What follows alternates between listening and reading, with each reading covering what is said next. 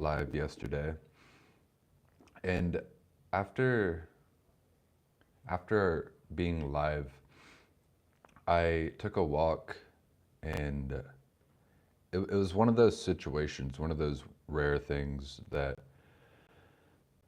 you do it, and something clicked because I wasn't aware of time. Going live yesterday and interacting with you all, it was like 2 hours total. But when I was finished, it felt like no time has passed. So that was really fun. So we'll do it again. And I titled this Going Live. Let's build a community. Let's build a community for the lost. Okay, somebody said something. Vlog Alex. Thank you for saying thanks because now I know that this is actually working. I don't really know too much about technology, so yesterday I was live for about 20 minutes and I think I was talking to no one. But the reason for this title, I was writing this morning and I was thinking about something that we discussed yesterday, which is that somebody brought up the book of Ecclesiastes. Is my audio good? Can you guys hear what I'm saying? Let me know. Somebody brought up okay, perfect, thank you. Somebody brought up the book of Ecclesiastes, and it made me think of when I very first read that book, the book of Ecclesiastes in the Bible. The first time I read it, there's a maybe perspective about religion or Christianity and people who are either not religious themselves or can't find faith themselves. They look at Christianity and people who are Christians, and it's like they just don't, they themselves just don't get it because they feel nihilistic. They maybe feel like their life is meaningless. And then they see these other people who are living close to a more pure life and maybe going to church and maybe they're fulfilled and their life has meaning. At least that's how it looks on the outside. But then you read something like the book of Ecclesiastes, and I read that when I was kind of in a dark place in my life, as we all go through dark times. And when I read it, I realized that I wasn't insane. I realized I wasn't doomed. And I realized that although there's things in me that are kind of like maybe not fully evil, but we're all good and we're all bad, I had hindering temptations. I had worldly temptations. And I kind of thought maybe that there was something wrong with me and I was secretly deceptive internally, as in I would say I had one intentions, but maybe I would try to do something else like gain money or gain attention or be the source of deception. But when I read Ecclesiastes, I realized that I wasn't insane because the whole thing is Saul, the king of Israel, and he's writing about how he views his own life as meaningless and he's disturbed and um, no matter how much money he gets, he's the richest person in the world, how much money or attention or leisure, nothing that he finds trying to fill that hole can, he sees it all as what it is, which is dust in the wind. He talks about all of these things and he describes them as dust in the wind. And so, and so, sorry, I was making sure the audio is still good. Let me know ASAP if the audio isn't good, because I might just sit here and uh, talk to myself for 2 hours if you don't do that. So the reason why I titled this what I titled it is because I was thinking of that. And the internet, in social media is it's actually two things, in my opinion. It is the source of a lot of the pain in the modern world. It's the source of a lot of the confusion in the modern world. It's a source of nihilism and doom and despair and uncertainty. But I also see social media and the internet as having the potential to unify people, bring people together who are, I don't know if I'd say the word like minded, but in the same way that Saul revealed his true thoughts in the book of Ecclesiastes, similar to what Marcus Aurelius does in Meditations. You read those sorts of books where the writer is just being bluntly honest, and it makes you feel less alone, and it makes you feel normal, and it makes you feel like your redemption is possible, and it makes you feel like you're not in this by yourself. I think social media is like the modern version of that. People don't write a ton of books anymore. Writing is good, but social media is a place where a community could be built. Like an actual community. And I couldn't describe what it is, what that community is, because it's like a flower and you just have to let the flower blossom into whatever type of flower it is. But that's what podcasts were to me when I first started watching podcasts. They were I heard people talking just honestly, just having a completely honest conversation. And when I heard that, it was the same as Ecclesiastes, the same as the book of Meditations by Marcus Aurelius. But I also think social media has gone pretty far away from that. I couldn't even bring myself to open the apps for a few months. Recently, I've returned. Beautiful blossom analogy. What has been what has been the positives since you've returned to social media? You said that you removed yourself from social media for a few months. What sort of positives and maybe even negatives as well have you realized since coming back to social media?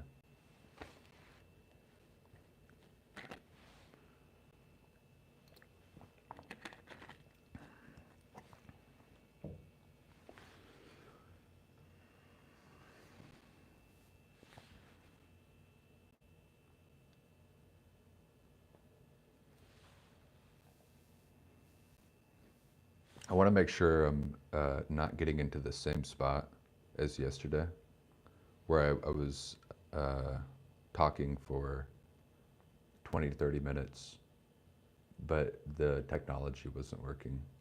The live, I think, had completely stopped, and I was just talking still. Um,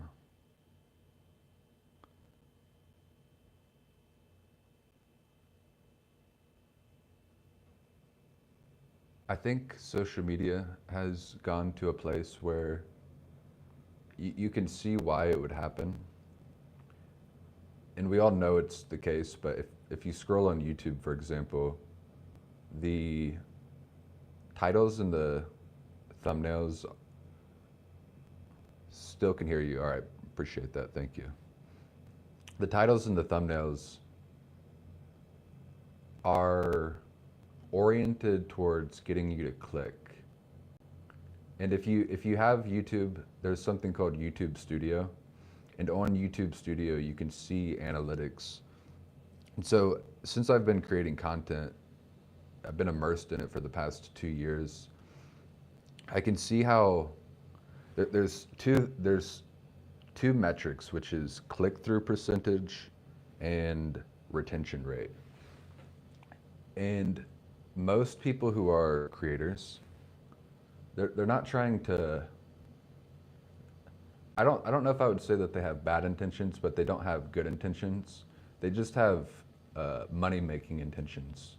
They just try to make a title and a thumbnail combination with the highest click-through percentage possible, and they try to retain you for the whole video. And so I know that game, and I've seen that game since I've been creating content. But one thing I've never let myself do, one bumper, like you're bowling and you've got bumpers in bowling.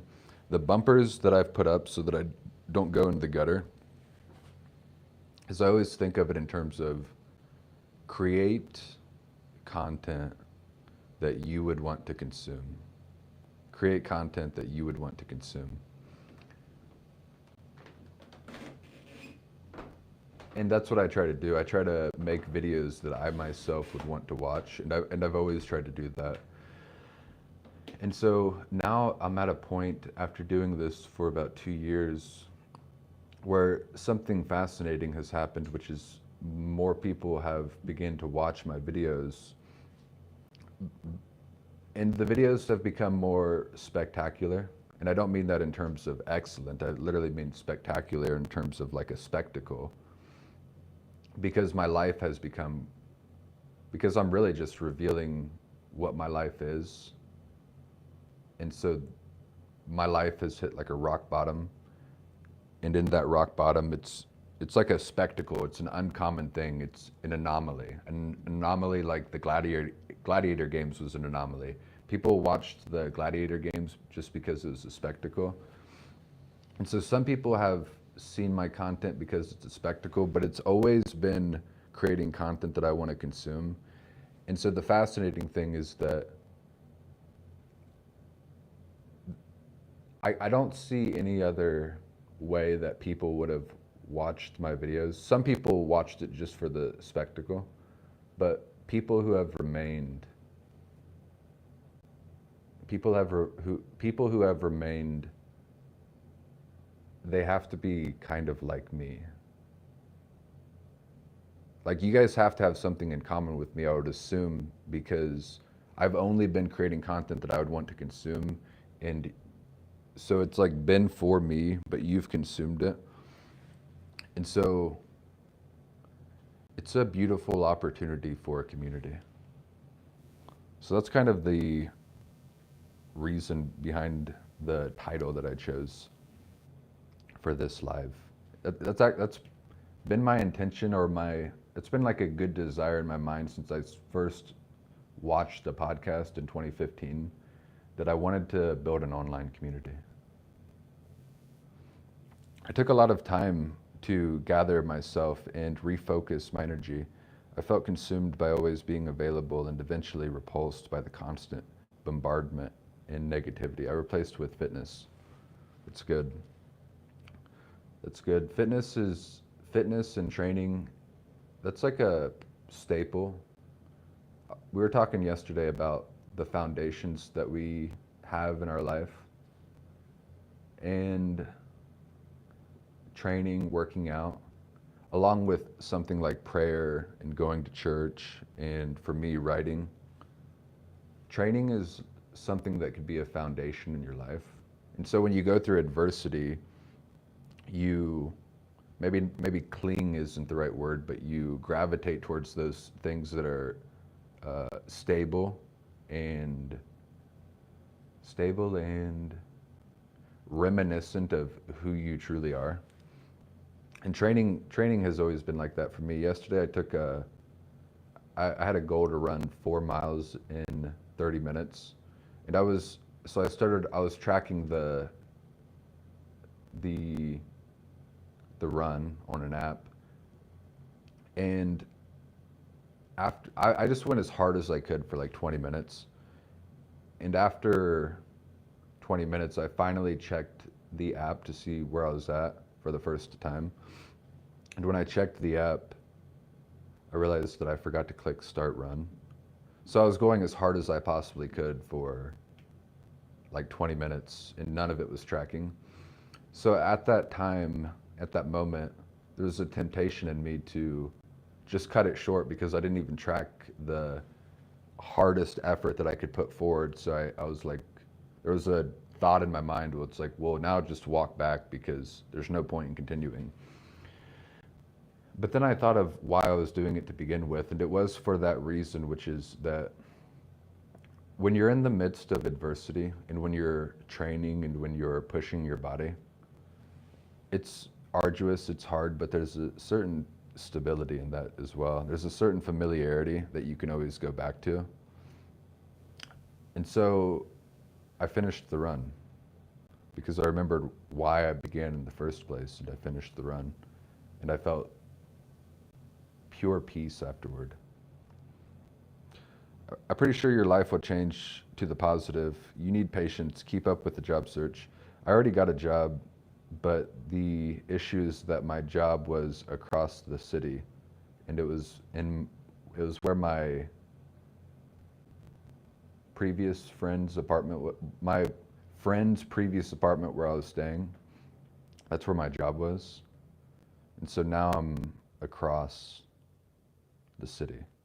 So I got a job, but the job isn't really, I'm not able to reach it.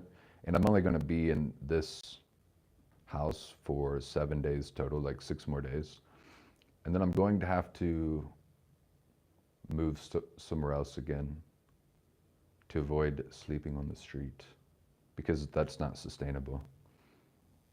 So I'm not searching for a job this week or trying to get a new job because I won't be here. I basically started all over again. My vision changed and I decided to hermit and really figure out how I want to use my creativity and what I truly want to give to the world. That's a good perspective. I try to ask myself that every day. I ask myself why, and I try to remind myself why I do the things that I do. And that too grounds me. Tyler Rafferty said, I loved old YouTube when people just talked to the camera and then uploaded it. Yeah, that's kind of what the type of videos that I create essentially are. And because that's the type of videos that I create, I get those videos recommended to me all of the time now of just other people talking about their life or just being normal people. And it's refreshing. Too much of the, I don't want to say it, but Mr. Beast type of content where it's only designed to get clicks and keep attention of children. The one thing about that though, people talking to the camera and just being a normal person, there is a huge surge right now on YouTube or social media. It's kind of absurd. People who want to be teachers and gurus. Big percentage of people who just talk to the camera, they try to position themselves as though they're a guru. And I mean, they might be 22 years old and they just don't even really know anything about the world and they're trying to be a guru. That's not what I'm not trying to teach anybody. I'm just trying to show my life and things that work for me or things that have been pitfalls for me. I'm not trying to teach anybody or convince anyone of anything. Those people who teach, the social media gurus, I think it would be better if it's like they're trying to convict people, as in tell them what they're doing wrong and what they should do. I wish they would just convict themselves. I wish they would just talk about the trials and tribulations that they face and they have faced and what has worked for them, rather than try to teach. It's been so nice to see your progression. You're honestly my favorite person to tune into. I'm happy that more and more people are watching, loving, and sharing your videos. Thank you. I appreciate you being with me for this whole journey. And I'm happy that people are watching and tuning in as well. But the reason why I'm happy is, to go back to what I was saying at the beginning, it's kind of like a community is forming. And because I only create content that I want to consume, I think everybody who is watching my videos is kind of like me and I'm kind of like you. So yeah, it's a beautiful thing.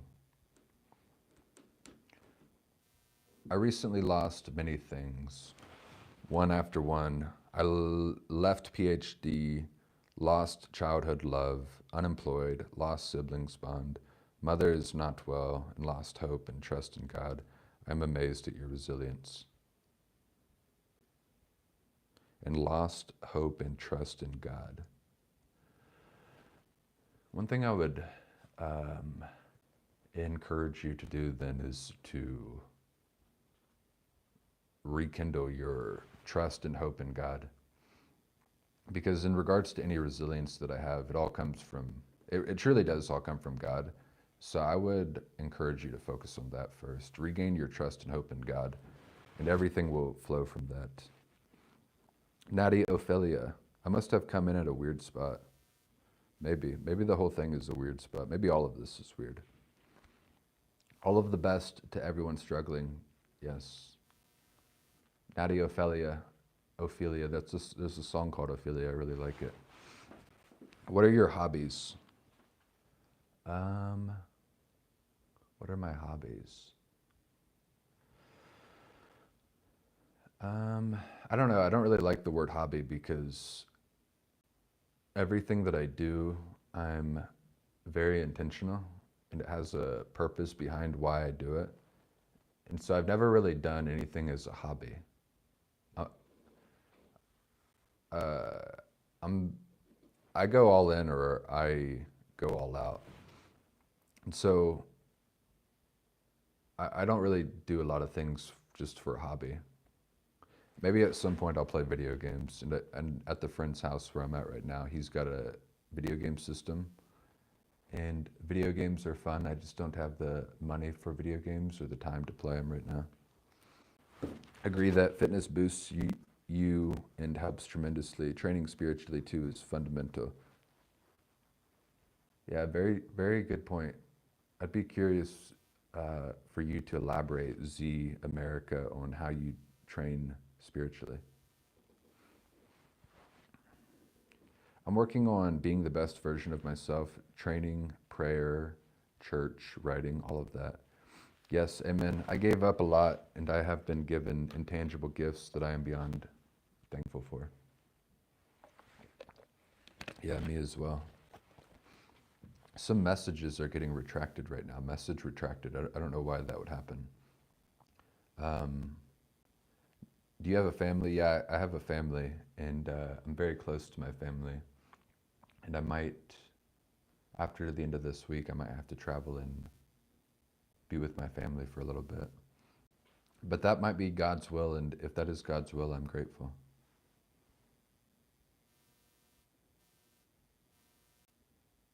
What industry do you work in? I used to work in mortgages, and then I quit my job in the mortgage industry after 5 years to live in a van and travel around the country. And I just worked odd jobs to make it through. And now I'm still doing that, just working odd jobs. And um, my aim is to write a book. And I know what book I need to write. I just need the time and the space to write it. So that's my industry. I wish one day I'll join a live of yours 5 years later and see you successful, busy, and happy. I am busy and I am happy, and I guess it depends on how you define success, but I might be there right now. Even though I've lost everything and my life is in shambles, that might be success in its own way. I have no car, no home, no job, but I have a new heart given by the Holy Spirit. I'm with you, brother. Hold fast, and God will give you daily bread every day. Absolutely. I unfollowed hundreds of people and even deleted accounts and created some new ones, made them private and even forgot about them. It felt exhausting to post daily. I love YouTube the most. Yeah, I like YouTube the most as well because of something that is some something is happening on YouTube right now that I don't think is happening on other platforms, which is what we were just talking about. That I think there's a rapid growth in Um, Sorry, I heard some noise upstairs. There's a rapid growth in authenticity. And yeah, I really only see that on YouTube, but it's beautiful to see. I would say you found a way to journalize your journey in an open diary dialect, so to speak, with your personal philosophies as you go. If that makes sense. Hello from Anderson, Indiana. Amazing. I went to Ball State right by Muncie, so right beside you. Ophelia by the Lumineers, yes, I like that song. I believe you will succeed and might even become a millionaire someday. Yeah, I don't know. Do you care about this society at this point? I have no idea why. Should someone even work hard on a job that feels like it's not worth its government take 50% of your months in UK? That's a great point because I'll tell you this. Um, I made a video like a month ago that got quite a bit of views. And when that video got quite a bit of views, um, that's what I mean when I became a spectacle for a moment. That I had people watching that I think probably didn't really understand me or understand what I was saying or what I was trying to do or how I even got in the position. And I just had people from the older generation. I had some of the best comments and best followers from uh, what is like my grandparents' generation. But I had some people commenting from that generation, and they were just pushing this vibe, this attitude of nobody cares, go to work, go in, and it's like get a job. Assuming that I drink alcohol, they're like, stop drinking alcohol. I was like, I don't even drink alcohol. I don't even like drinking. I've had, I've drank alcohol maybe 3 nights in the past 2 years. Um, and to say like, just get a job and have that sort of attitude, it's what you're saying right there, Shofai, as to why should anyone care to work a job when the government is taking all of your money. That's not my exact issue, but that's part of the issue. The issue is so convoluted regarding working a job. It's the absurdity of how much taxes are happening. It's the absurdity of every few years printing money and flooding the money that already exists within our economy and lowering the value of the money that we already have. It's the issue with corporate culture and how sterile it's become. If you've ever seen the show Severance, corporate culture is so similar to the show Severance. And it's all that. And then so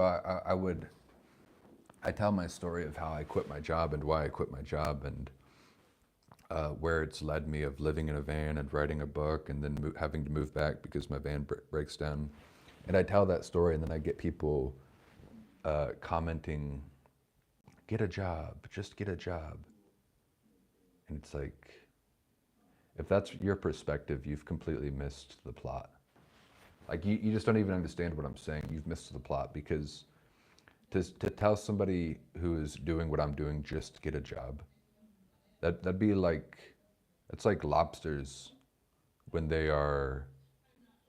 you put lobsters in a pot to boil lobsters. And if you do that with lobsters, if a lobster tries to escape, you don't even have to put a lid on it because the other lobsters that are still in the pot will pull down the lobster that's trying to rise up, even though they're all boiling. And so to tell somebody to get a job it's like that same thing where somebody is trying to rise out and ebb in the flow of these economic problems and these cultural problems and these issues of working a job and try to get a solution. And you're just trying to pull them back in, like, oh, get a job. It's like, that not only is that not the solution, that's the problem that we've been facing for at least 60 years as a country. So that's my thought on that, Shofi. When there's so much loss, think of Job. Yeah, absolutely. Which country have you visited before? I only went to, I'm from America and I only went to Mexico in 2020. And the reason why, or 2019 maybe, or 2020, I can't remember. But the reason why I went was because my company that I was working for went on a trip to Cabo. So I literally only went to Cabo. So that's the only place that I've been. Hey dude, my name is Michael. I'm from Texas. I just started watching your videos and I can relate to a lot of the stuff you're talking about. I'd be curious to know more about what specifically you can relate to. One second.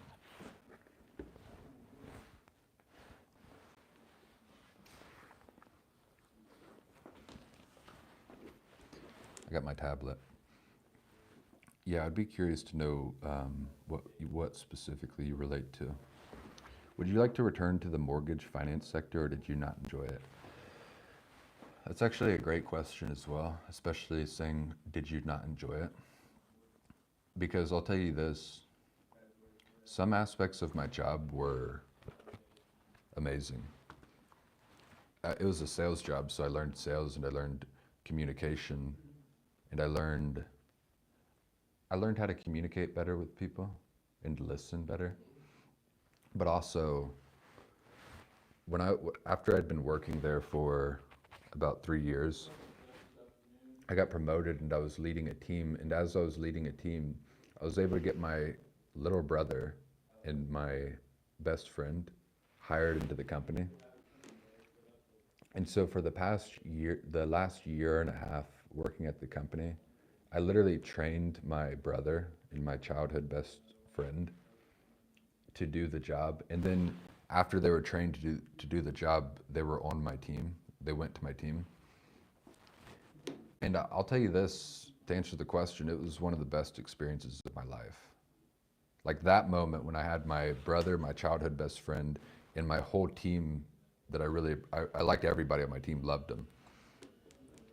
That was some of the best days of my life, some of the best times of my life, because I was with the people who I love, my brothers, and we were in the trenches battling together. We were in the trenches, we had goals individually and as a team that we were going for, and I was with people who I love going towards those goals and we were working together.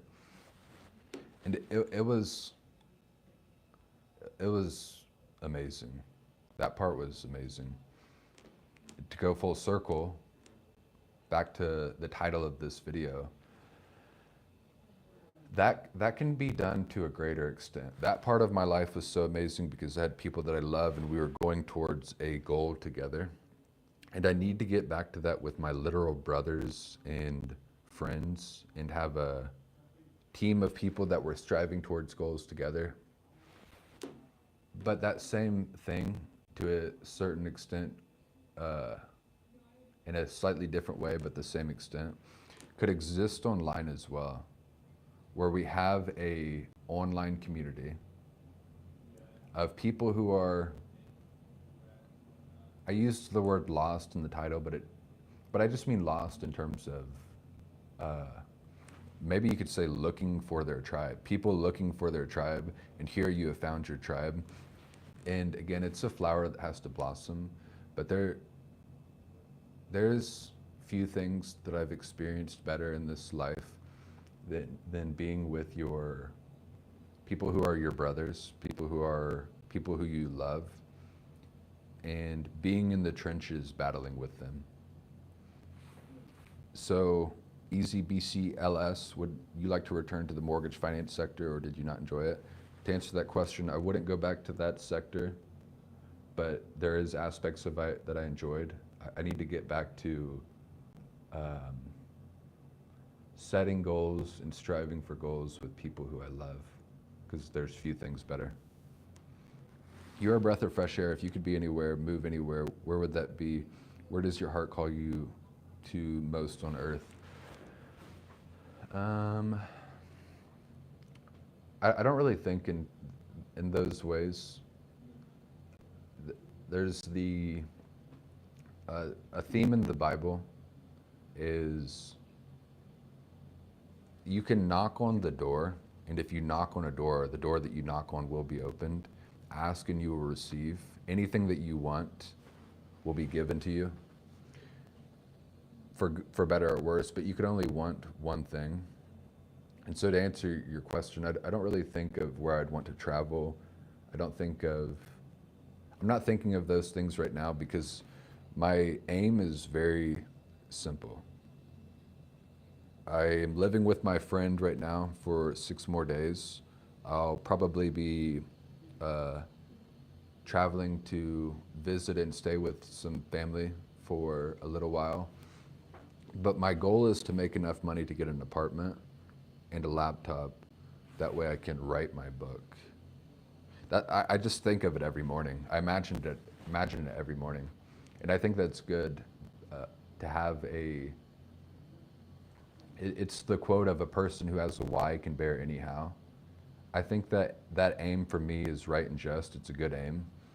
And it's very fulfilling to have a purpose and to have an aim. And maybe you can only have one purpose, one aim.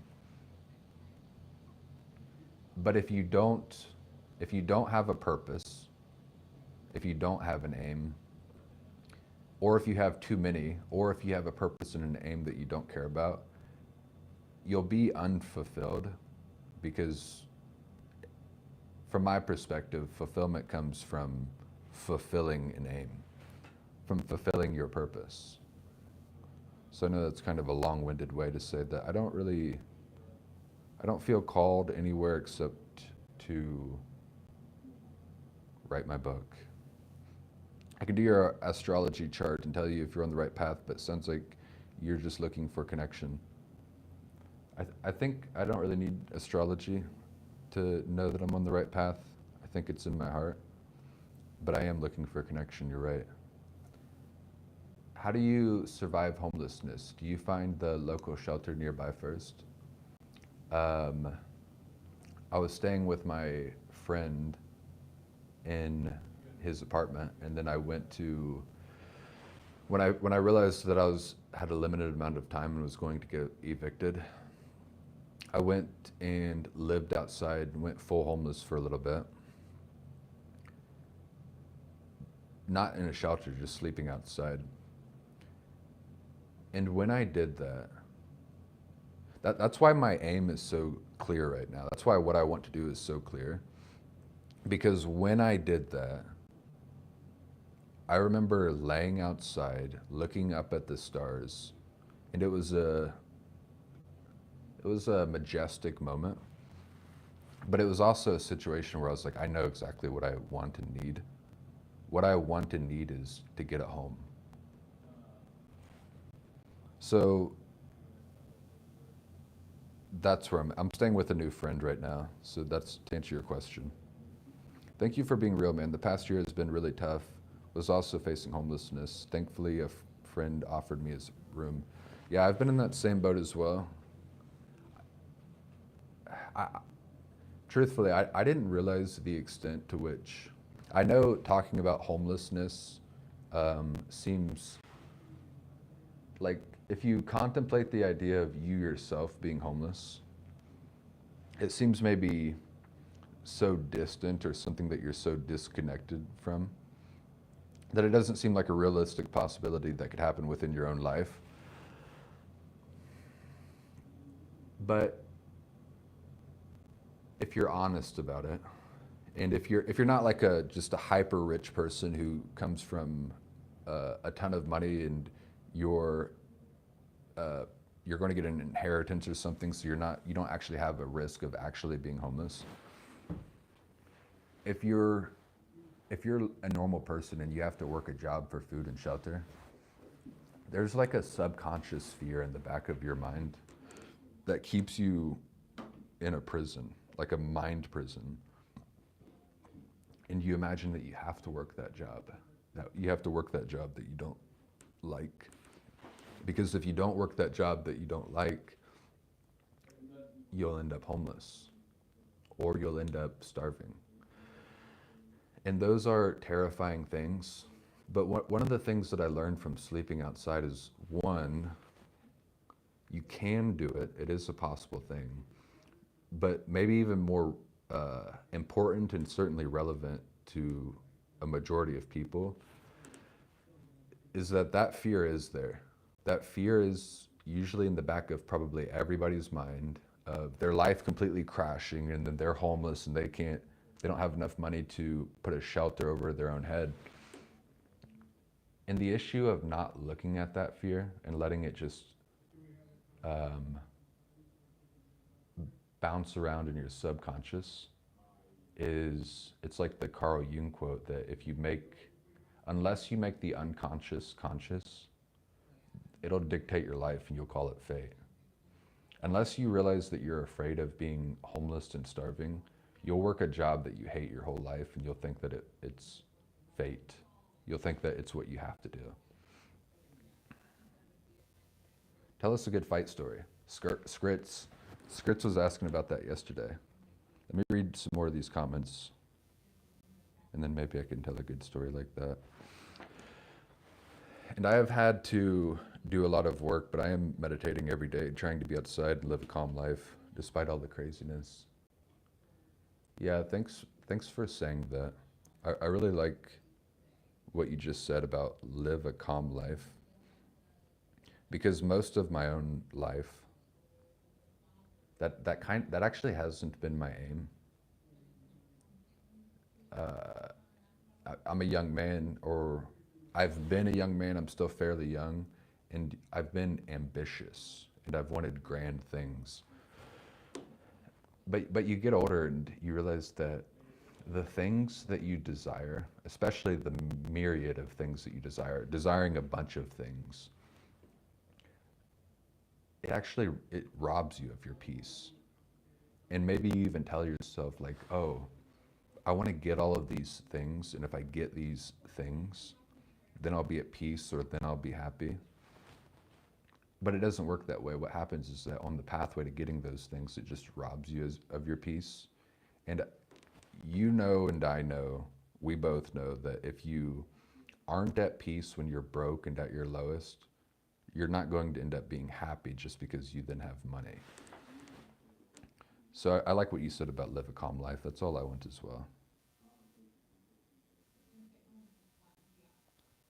I was a background actress double stand-in for a new Apple TV show called The Chief of War. It releases August 1st. It's been hard to want to work in a different realm other than writing or film. It's really cool that you were an actress in a show. And it's really cool that you admit that it's been hard to want to work in a different realm other than writing or film.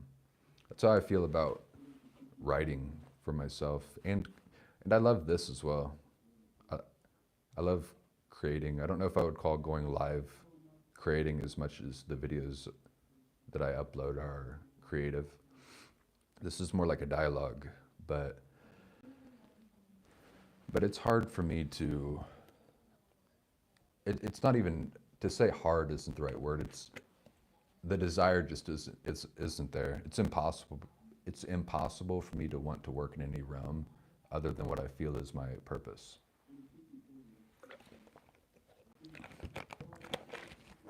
Ha ha ha, spot on lobster analogy.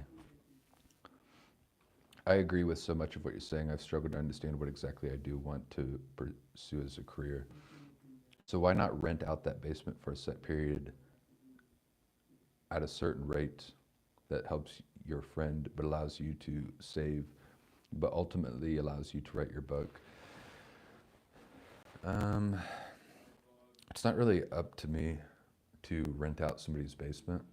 I wouldn't even want to ask to rent out somebody's basement or rent out. I'm staying in the room upstairs, not in the basement.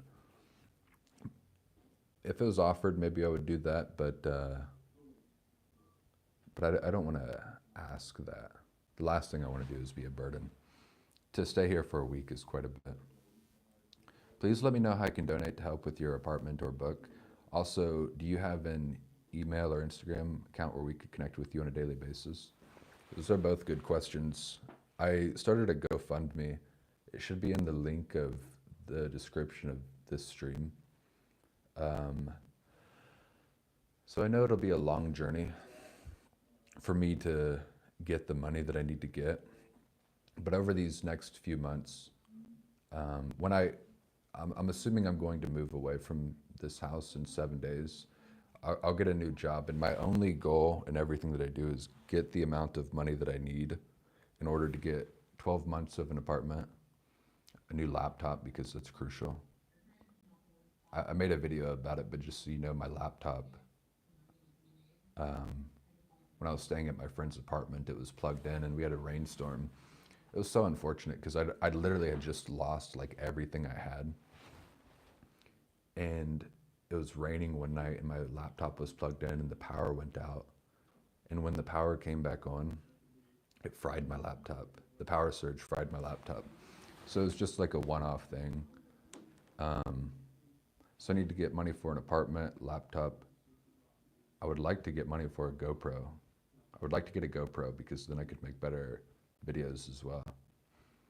And if I could get some sort of electric transportation and be more mobile, that would be extremely positive as well.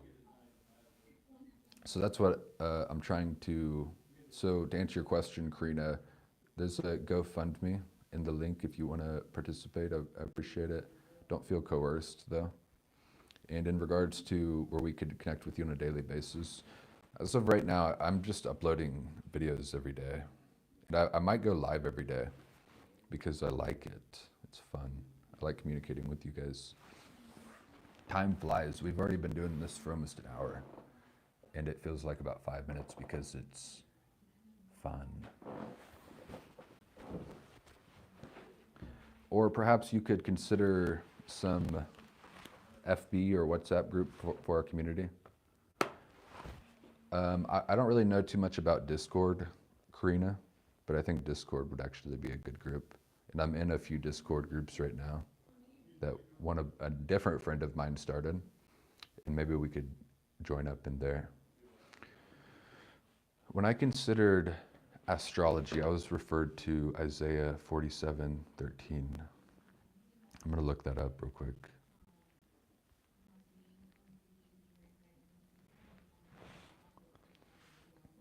You look and sound so mature for a 29-year-old man. Thanks.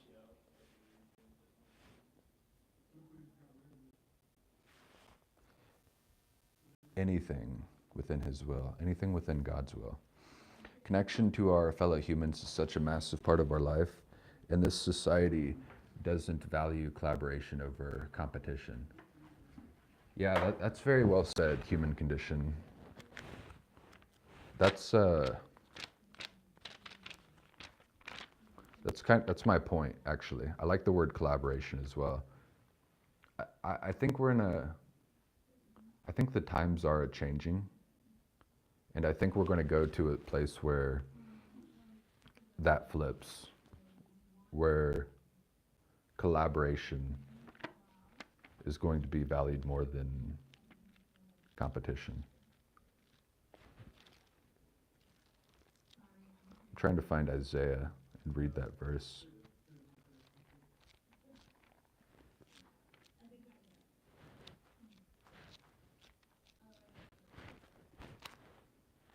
All right, I'm going to search it on my tablet.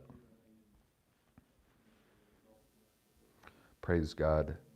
I believe it is simply changing the way we live from a worldly way to a purposeful way. God has been doing this and preparing us for better times when His glory will be in us more abundantly. Yes.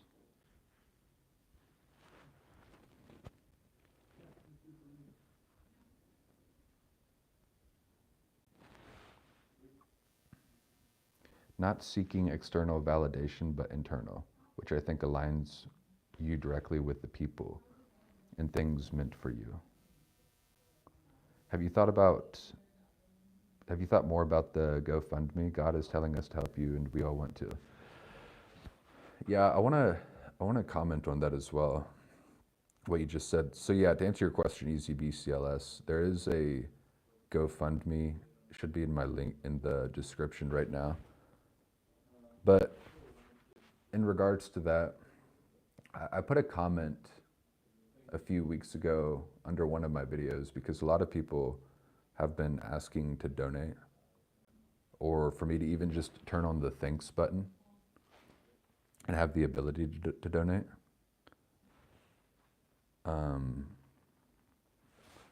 And I made a comment and I said that I don't want to accept donations because I want to be at this place of rock bottom and I want to escape on my own to show other people who are at rock bottom now or later that there is a way out. So I just want to be there with them. And that was the comment that I made, and that was my mindset at the time. And that is true. But what's also true is that I've always had an issue with trust. And I've always had an issue with, I'm a hyper disagreeable person. I don't know, it's like sometimes I'm too much of a lone wolf and I just try to do everything on my own. And I'm not speaking for all people who are homeless, but I think a common reason as to why people are homeless is because they've got the same temperament as me in that regard. That they just don't want anyone to help them. They want to do things on their own. They are neurotically anti-trust. They don't trust people, but in a way that is much too far. Like they're overboard on their antitrust, their unwillingness to trust, and that's how I've been as well. But I realized that I need to get a home, and part of my own redemption is, I wouldn't say necessarily participating in the economy, but money is energy. Money is you pay for something or you give someone some money, and what you're doing is giving them energy. And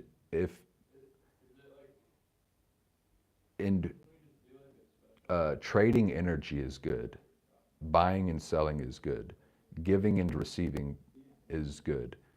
The issue, it is better to give than it is to receive, but it's good to receive as well. And if you're always unwilling to receive, then you don't allow people to give to you, so you don't even allow them to do the goodness of giving. And two, it's like you're outside of it's like you're outside of human interaction to an extent. You're just not willing to participate in this game of giving and receiving. And in a way, my apprehension to doing that was good because I just don't want to corrupt my own intentions and do things for money. But at the same time, I've got to be willing to participate in giving and receiving. And if I don't, then I won't give people the courtesy of they themselves being able to give. But I also then, because I don't receive, I won't be able to be the best that I can for the world. So then it goes full circle, and I'm not willing to give the best that I can to the world because I'm not willing to receive, if that makes sense. So yeah, to answer your question, I did start a GoFundMe, and it's should be in the link of the description. It'll be a long time to hit that goal, but it was a step for me to even create that. That's excellent to imagine it every morning. Have you heard of Neville Goddard?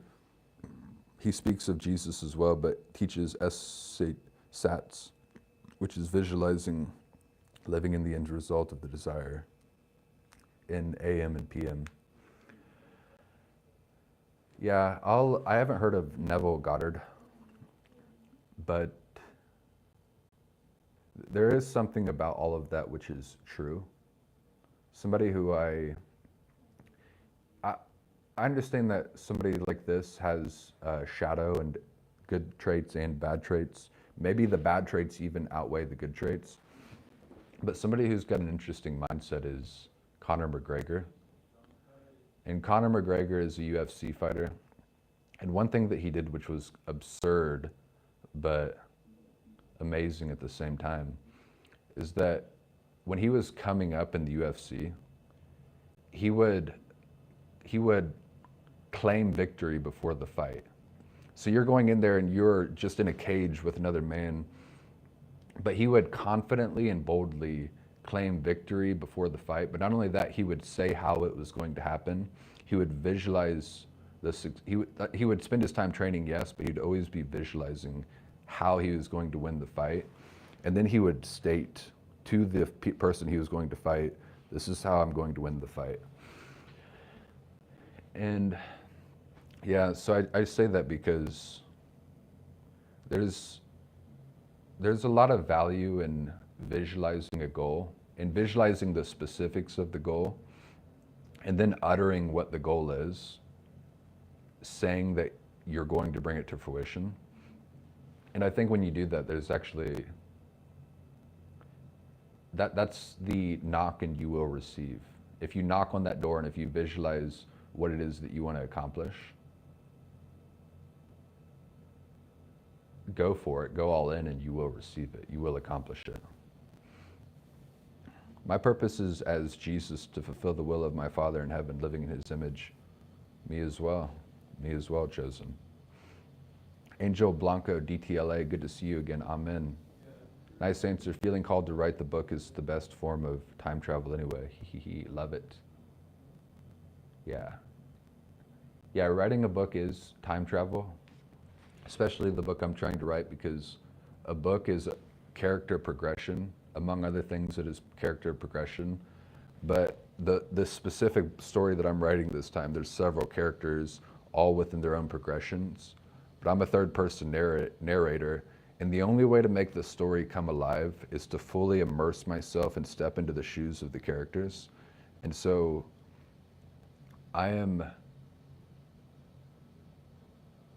it really gives you more time because you get to become I am myself, of course, but I also get to be that character for a time.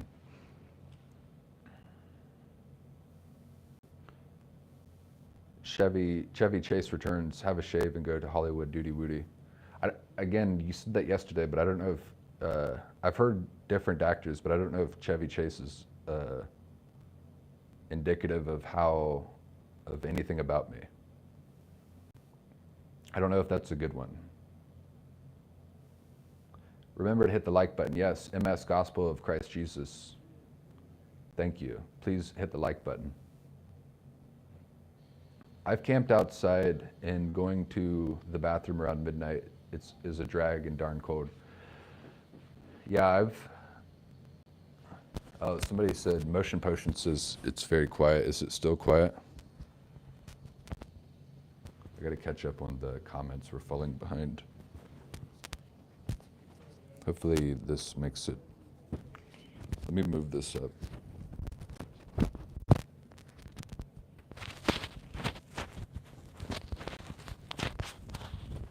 Hopefully that audio, what just happened there, wasn't too crazy. Yeah, I've camped outside and going to the bathroom around midnight, and it's a drag, darn cold. Yeah, I've been camping outside many times, and there was one time, one of the very first times I went camping with two of my best friends. We were in the Smoky Mountains in North Carolina at the peak, at the highest point in the Smokies, but it was October, and we didn't bring tents out there. We didn't even bring food. We only brought hammocks.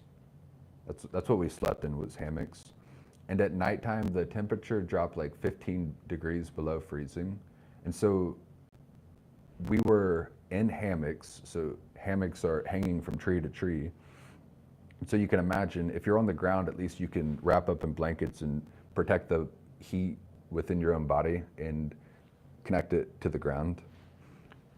But we were in hammocks, and so we were like icicles out there. And so, yeah, I went to the bathroom at like 3 a.m.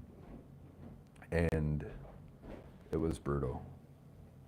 It, but that's my point as well, that it makes you appreciate the mundane world.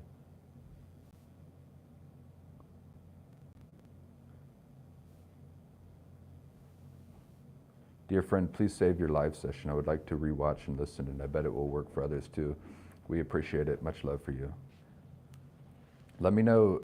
I don't really know a ton about live or YouTube uploading. I just know how to upload videos and click the live button. So I think you can watch it after I'm finished. If you can't, please let me know. No, the volume is fine. I like quiet and steady. Okay, thank you. No, we can hear him fine. Thank you. When I camped in a tent in suburban bushland for a year, on the ground several meters away from my tent, blow flies would eat all gone, Lord of the Flies. Okay, great. Miko said no mic to the phone.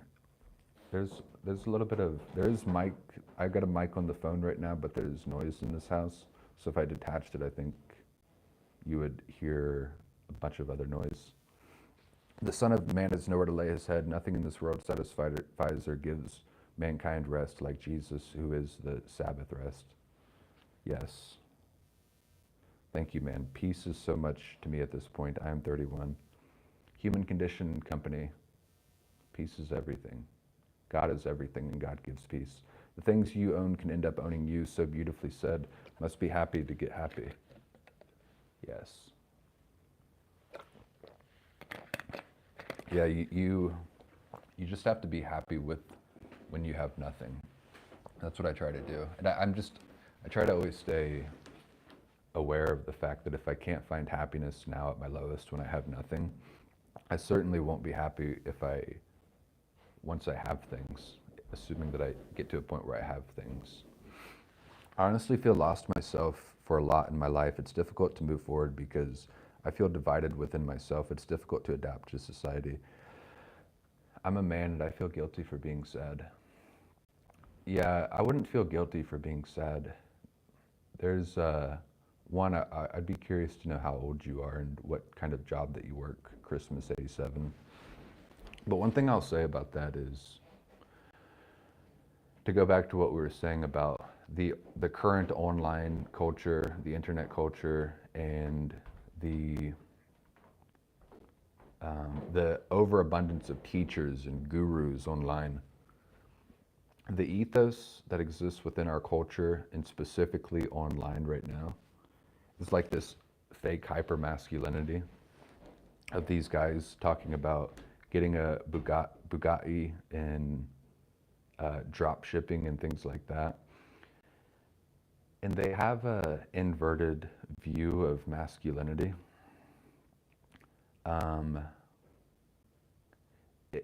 They have a, I will say this, I think it's St. Thomas Aquinas. St. Thomas Aquinas wrote a book. I can't think of it's. The book has a really pleasant name. It's in a different language. I can't remember what it's called. It's on the tip of my tongue. I can't remember what it's called.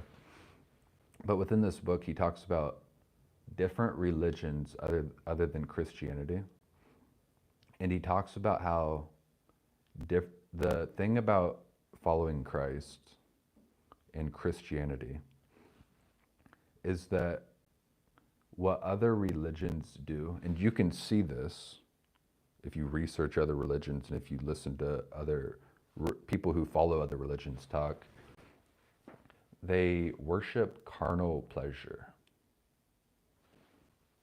And that's a perfect word to describe what's happening there. Let me look up the definition of carnal.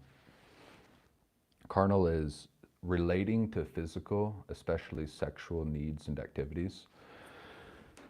So a lot of these red pill guys, especially online, they worship carnal pleasure. Like they want money and they want women and they want, they convince you that you have to be, you can never be sad and things like that. But that's not really a man. That's like an NPC. That's like an NPC, and Christ says, "Blessed are those who mourn; they will be comforted." So Christmas '87. I'm curious of how old you are and what job you work, but don't feel guilty for being sad. Maybe actually go deeper into sadness. There's the phoenix rebirth happens in tears.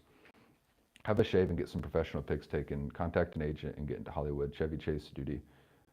I'll hang tight on all aspects of that, but I appreciate the advice. Don't let social expectations fool you into thinking it is weakened. Yes, true. Good human condition.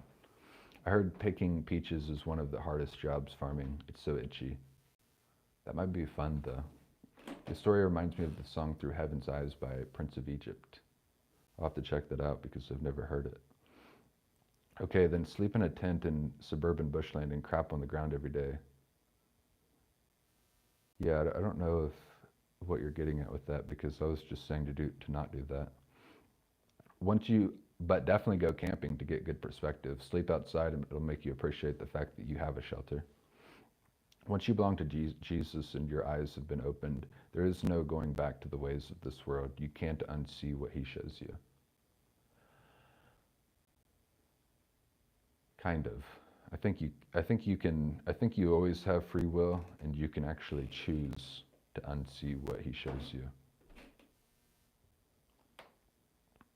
I sometimes feel like a burden, especially in God's eyes. Yeah, it's very vulnerable of you to say, Christmas '87. What is the solution to that? I think the solution to that is just to tell you that you are not a burden. And you're certainly not a burden in God's eyes. You got to open your heart to perfect love. You can't think of God as somebody who loves you the way that a human loves you. God's love is perfect. So you're not a burden in God's eyes. I cannot see the link to go to your GoFundMe. It should be on the description of the video that I uploaded at 12 p.m. today then, or 11:30 rather. I'll try to figure that out. Thank you for understanding, yes. God accepts everyone. Learn to be kind to yourself when dealing with hard times. It's way easier said than done at times, for sure, man. It is something I've struggled with too, as do we all. We all struggle with that. My family is extremely unsupportive and doesn't understand how difficult it is to want to pursue a realm outside of my purpose. I feel mine has also to do with writing and film. They want medical. Yeah, regards to that, one second. Karina Feely says PLN 374. Thank you. Thank you, Karina Feely. I'm not sure what PLN is. Thank you for the donation.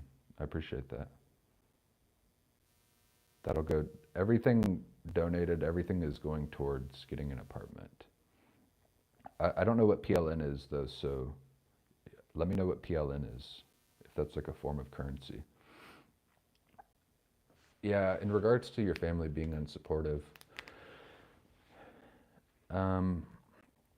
in my life's journey and what I'm trying to do, it's obviously very absurd and probably hard for people to understand and comprehend. My family is supportive of me, but they don't understand. But I just don't think anybody understands. And it's fine. I barely understand. I just wake up every day and I try to follow God, and it's led me to this place. So yeah, I don't think it's crazy that they don't understand. But if they're not supportive, I don't know, I would say probably still don't try to appease them. Certainly don't live in a way that tries to appease them. That's like it's like in Genesis, Abraham and Isaac. Abraham had to be willing to sacrifice Isaac to God, because although Isaac was his son, he didn't belong to Abraham. Abraham had to be willing to give him to God, and that's what you have to do as well. Your parents have to let you follow God, and if they're against it, you still have to follow God. Maybe if others have stuff they being used like to, yeah, if somebody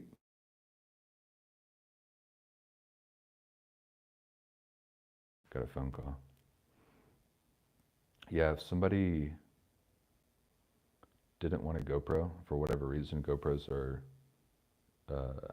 great. I don't know why you wouldn't want it, but if you don't want it, I would take a GoPro. I would be able to make better videos. Shave and go to Hollywood. If you got into comedy, you'd do okay. Love your podcast. Thank you, Miko. If you're, I don't know if when you say podcasts, I don't know if you're referring to the videos or the actual podcasts that I record, but I'm on like episode 112 or 113 of my podcast. And that's the other, I've got to get back to recording. I love it so much. I love recording the podcast, but it's not impossible, but it is very close to impossible to do it without a laptop. And so that's it's all the same goal. I'm trying to get to a place of more financial security and redeem the things that I've lost.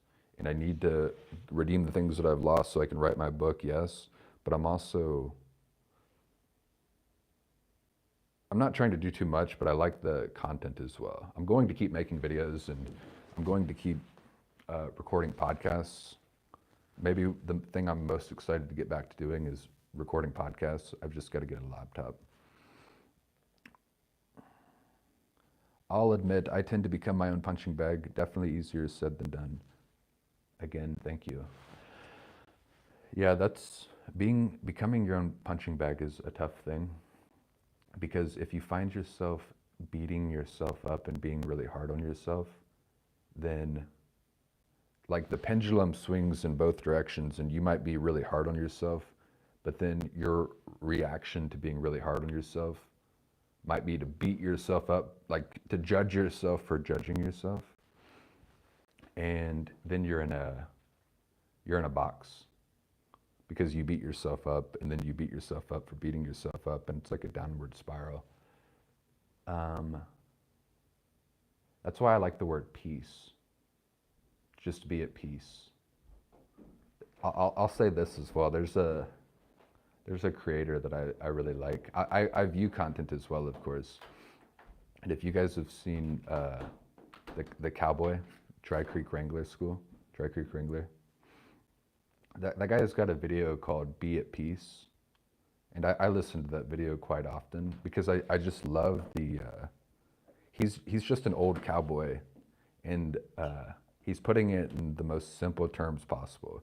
He's like, dude, let go of everything the world is trying to tell you. The world is trying to disturb your peace. The world is trying to divide you from one another and try to make you angry. Get rid of all of that and just be at peace. So yeah, that's like the solution to not being your own punching bag. Just be at peace. Hello from the future, because it is 6 p.m. in Germany. Why did you quit your last job? I talked about this yesterday, but the reason why I quit my last job is there was a straw that broke the camel's back, which is what I talked about yesterday. But the catalyst before there was a straw that even broke the camel's back was, teach me the brevity of life, and then I will know wisdom. It's a Bible verse. Teach me the brevity of life, and then I will know wisdom. And that's why I think sometimes people don't really understand me, or why I do the things that I do, or why I live the life that I live. But most of the things that I do goes back to this Bible verse, teach me the brevity of life, and then I will know wisdom. Memento mori. Life is short. Life is going to end. And you watch yourself age. You watch yourself going forth. And so many people work jobs that I don't even like to use the word hate, but it's true to say it here. They hate the jobs that they work. They dread waking up in the morning. And it's like, dude, you're just getting older and older and older. Jump. Make the leap of faith. Go find out something that you actually like to do and go do that instead. Don't, life is going to end anyway. You're alive for this time period. You've been granted the gift of life and you have philotimo, a purpose that you could fall in love with. Give yourself that opportunity. Don't, because otherwise you're going to be an old man or an old woman and you're going to look back and you're going to be like, well, I spent a total of 40 years working in a office with cold lighting, not even warm lights, but cold lighting. And I was looking at a screen all day and I just was making enough money in order to pay rent. And then I was going to sleep at night in the apartment that I was paying rent. And I was dreading waking up the next day. It's like, dude, just leave the trap. I understand that you're going to, it's a huge risk and you might turn out like me. You might become homeless. You might have to live in a van. You might XYZ. You might have to get another job that is even more trivial, but it is less hours. It's like, dude, take the adventure of your life. Make the leap of faith. Live. Life is short. Life is brief. Don't spend it doing things you hate. So that's why I quit my last job, because it was not good for my soul and life is too short to do that. Not a virtual place, a piece of land to prosper and procreate. Yeah, that as well. We do need that. But we need a virtual space as well. You are on YouTube right now. You clearly like YouTube. You're here for a reason. It would be better if, and I'd be curious to know what you guys think about this. You guys watch videos as well. You guys watch content. I'd be curious to know what kind of content you watch and why you watch it and if it satisfies you and how you feel after you watch it. Because some content fulfills you and makes you, it like widens your perspective and brings you closer to ultimate reality. And some content maybe feels good in the moment, immediate gratification, but when it's over, you feel bad. So we're going to be online, we're going to be on the internet. We might as well be on the internet doing something good. So yeah, we need a virtual space. Hello, your live just now popped up in my home feed within a little while of being in your presence. I sense that you are extremely authentic, wise soul, wise old soul, continued. Yeah, I don't know about wise, but I do feel like I've lived about 1,000 lives. So yeah, I think I'm old. He looks, another person saying Chevy Chase. I feel like this is an insult. Whoa, Michael Motorcycle.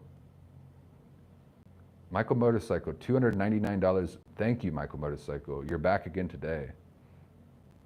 I don't even, same thing, I just don't even know what to say to that. I'm grateful. I appreciate you. It'll go towards the right thing. Any money sent will go towards the right thing, which is explicitly what I'm saying.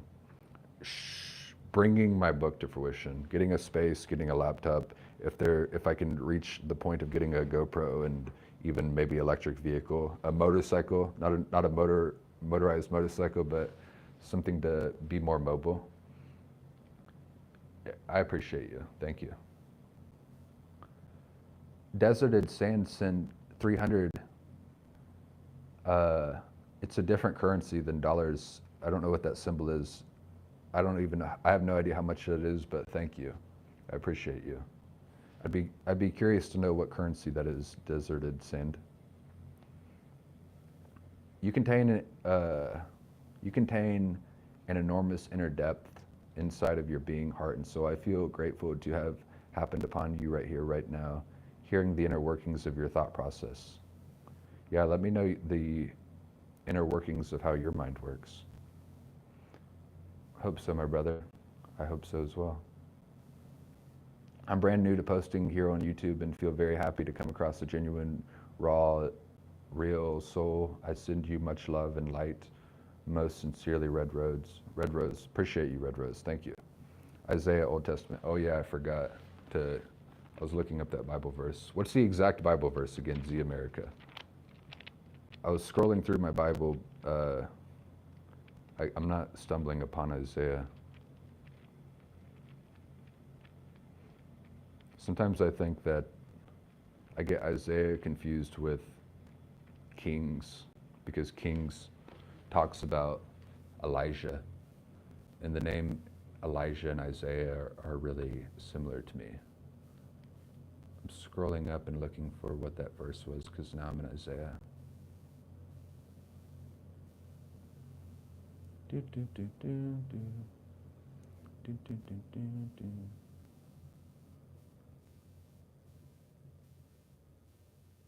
All right, I can't find it, so let me know one more time what that is. And when I get back down to where you're at, I'll look it up.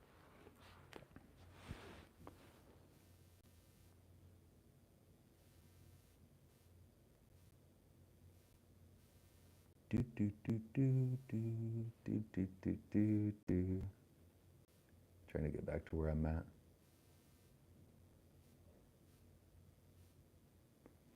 Do, do, do, do. Oh, wait.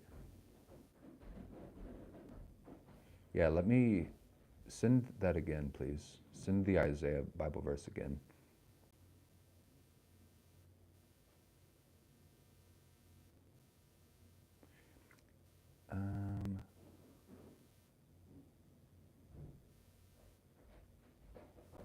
Yeah, God bless Karina File. Thank you, Karina File. Please let me know what PLN is, because I'm curious, but yeah, thank you. Do, do, do, do. Okay. Isaiah, Old Testament. Good evening. Good blog you have. Thank you. Prophecy. Guys, you can click on the S button next to the smile icon to donate. Oh, thank you, Ray. Bless you, James. You're too nice. Bless you, Ray. This is genuinely about your real circumstances, but don't block blessings. God provides in a lot of beautiful ways. Z America, please resend the Isaiah verse, because now I've got Isaiah opened, but I forget what verse you said. I'm so happy that you popped up last year and I got to connect with you and have experienced the joy of getting to know different aspects of you through your writing and your videos. Yeah, it's been a crazy journey. Just so everybody knows, writers community, she's had different names. A Daughter in Christ was a name I remember. Ink Stained Fingers. But some of these individuals have been with me since the beginning, and it has been a crazy journey. There is nothing, I have to meet someone like you. You are so unapologetically authentic. You have to be authentic because that's all you have. There is nothing wrong with getting out of bad life situations with the help of other people. Yeah, I've not only not only have I realized that that's true, but it's not even enough to say that there's nothing wrong with it. To say that it's necessary isn't necessarily the right word, but I would say it's good. Being in it together is good. To give and to receive, to participate on both sides of that, to give and receive, it's good. My prophetic teacher told me that when we give our money to somebody, we are giving us ourselves spiritual, so you can give it also to wrong people. Sorry for my bad English. That's okay, Angelica. That's pretty good English. I'm also without jobs for many years. Without work, life is hard. Yeah, life is hard without work. It's hard with work as well. Do you think it's a lack of humiliation or being humble? Possibly burdening yourself by feeling like a burden. Have you thought about that? Asking out of curiosity. Let me read that one more time. Do you think it's a lack of humiliation or being humble? Possibly burdening yourself by feeling like a burden.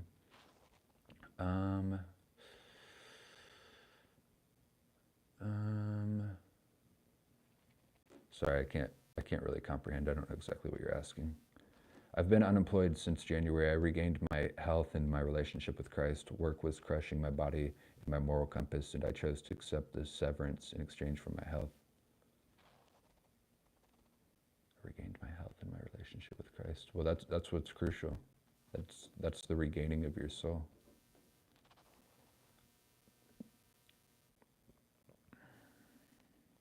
People are saying, God bless Karina. Yes, God bless Karina. God bless Michael Motorcycle. God bless Deserted Sand. Very kind lady, God bless. Good luck with the rest of the stream, my guys. Super happy to know that there are other people out here feeling the same way about the world, learning to live within our means and not in excess. Yes. It is not 300. I donated in Polish zlotys.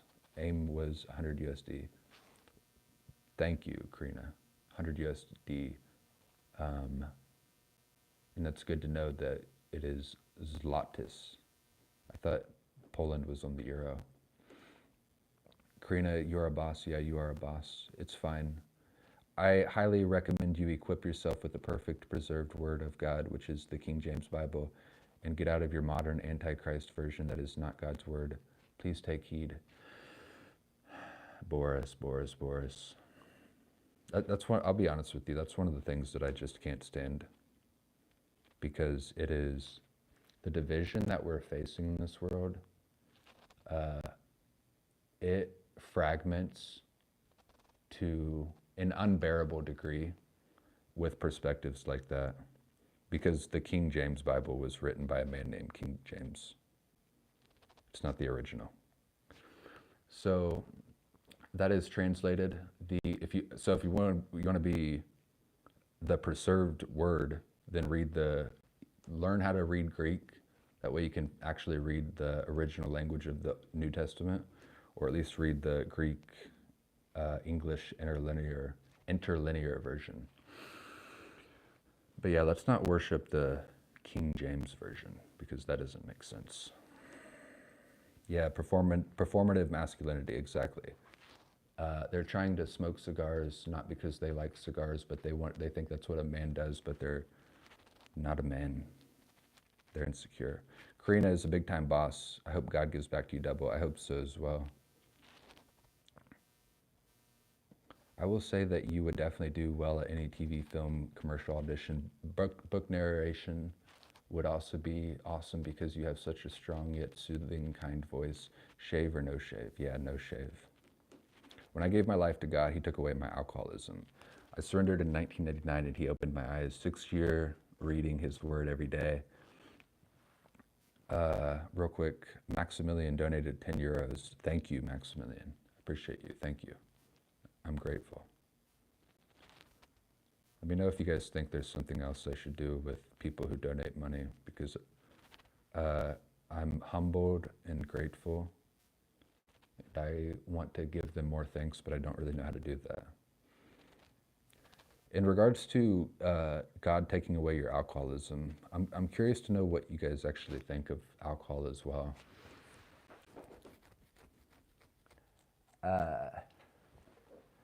Alcohol.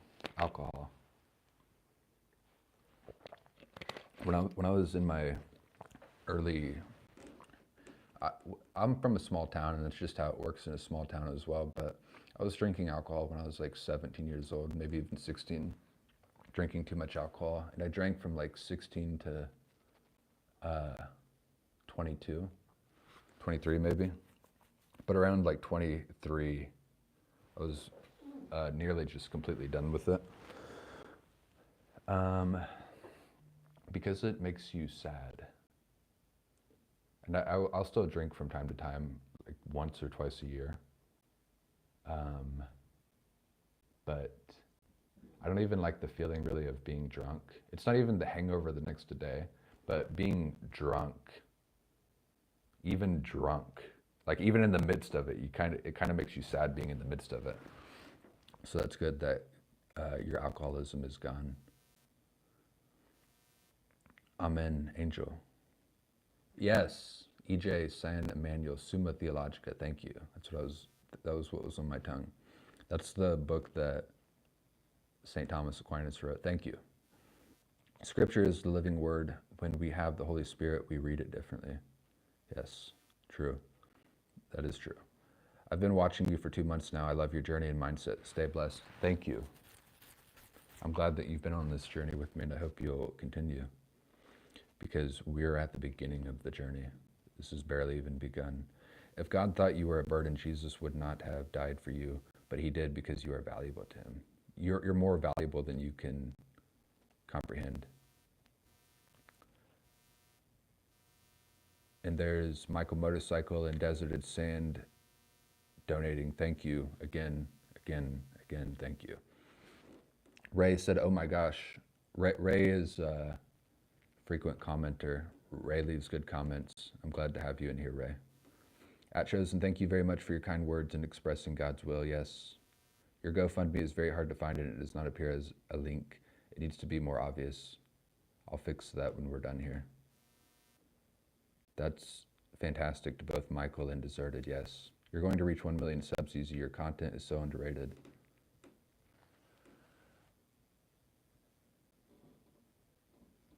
Maybe 1 million subs wouldn't be good. I kind of like what we're doing here. I feel like you guys are like me, I'm like you. 1 million subs wouldn't really be inherently good or bad. But if I had just had 1 million, if I was like a type of guy who was like a spectacle, and I just had 1 million random people watching me because they were like watching a spectacle, but they weren't on our same wavelength, that wouldn't be good. So maybe 1 million subscribers actually wouldn't be good. Maybe what we have right here is perfect. Thank you guys for donating. This man deserves the support. Thank you. I had a similar reaction to my unsupportive nature of my family. I put myself in that said box. I tried to appease them, and now I can only crave peace and to follow my own purpose. You are blessed to have family. Yeah, that's why, that's one of the reasons why I'm so motivated to do good in the world, because I have family, and I've experienced, I wouldn't say an undeserving amount of love, but kind of an absurd amount of love. And I want to give that to other people as well. It really breaks my heart to see, when I was traveling in my van, you see people, you see homeless people sleeping outside more often. You see people who have been homeless for a long time, and you know that they have no one. And the thing that breaks my heart is that they have no one. And I would like for them to have someone. I just don't know exactly how to do that.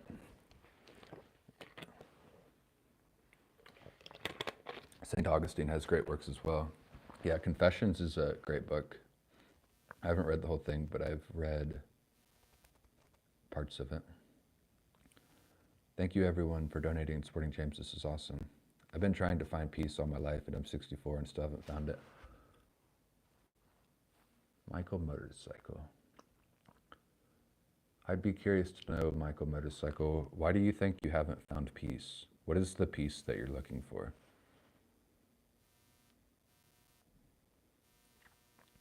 And I appreciate you being vulnerable and honest about that as well. Michael, remember how the Lord told the disciples, peace be unto you, right before all sorts of hardships and calamity, peace in the midst of the world's chaos. Yeah, that's like the scene in the New Testament when there's a storm and the disciples are in the boat, but Jesus is sleeping, and the disciples are panicking because Jesus is sleeping, and they have a storm and they feel like they're going to get shipwrecked. But you have to have the faith to look towards God, even in the midst of the storm. I took that leap of faith in January. Yeah, let me know, Michael Motorcycle, why you feel like you don't have peace. We'll talk about that more. I took that leap of faith in January. I might not have all I want, but I gained my health back and no longer betraying my ethics. Yeah, very well said, Jacob Perez. That was my situation as well. My mental, spiritual, physical health was deteriorating, and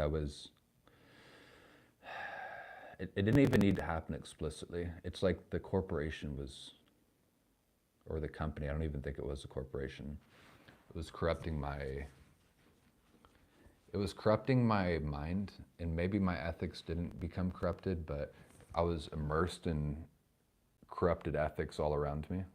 And I feel like if I didn't leave, it would be a matter of time until I changed, and I did get corrupted by it. As long as you are breathing, God has a purpose for your life. I pray you find that peace, feel called to tell you to surrender. You are free, it is done. I like that last sentence. You are free and it is done. Philotimo. Thank you for this. Needed to hear a lot. That's what's being discussed here. God bless us all. Stay faithful and your life will be fruitful. Yes, God bless. God bless us all. God bless you, Michael. Yes, everywhere I believe in God with all my heart, but I have mental issues and tinnitus that drives me insane at times, and it detracts from being able to be at total peace.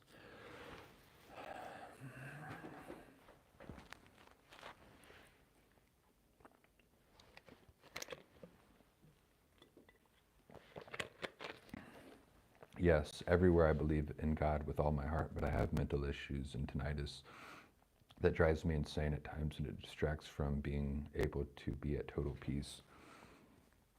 There was a man that I knew when I was living in my van down in Ocala, and this man lived in his car. He had a old Ford Mustang, and he had a lot of physical problems, and like his physical health, he had bad back problems. He had physical pains happening all of the time.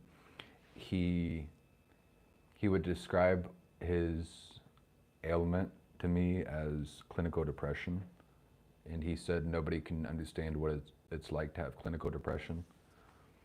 But and so these are how conversations with him and I went. But when he wasn't in that state of just like debilitatingly depressed, we would talk about different things. We would talk about movies that we both liked. We would talk about the Bible. We would talk about God. We would talk about growing closer to God and things like that.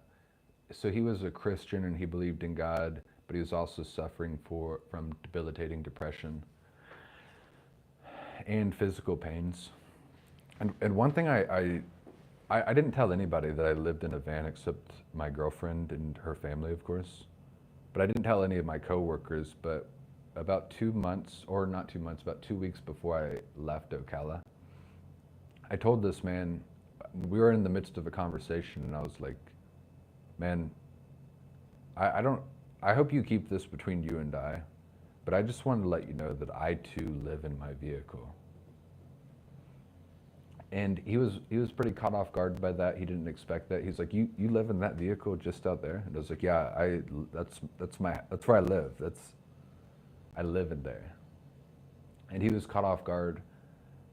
But I bring that up because he told me all of these things about his physical ailments, his debilitating depression, and I believe him. I know those things are true.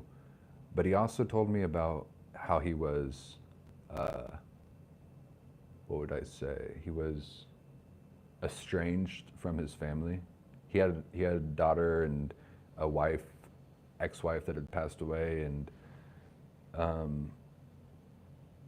he had these physical and problems and abstract problems, like problems of the mind, mental illness, debilitating depression. So he had physical and tangible, or physical and intangible problems.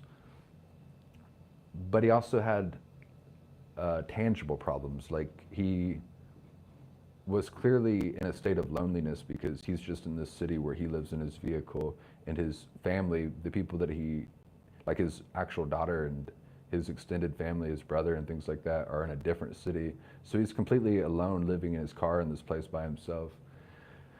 And I always encouraged him to go be where his family is at, because I thought that would solve a lot of his problems. But he had reasons for not seeing his family. And the thing that I encouraged him to do even more than that is him and I would talk about the Bible often. He was a wise person. he had gone through brutal hardships in his life, and he was actively in the midst of brutal hardships. And I was like, man,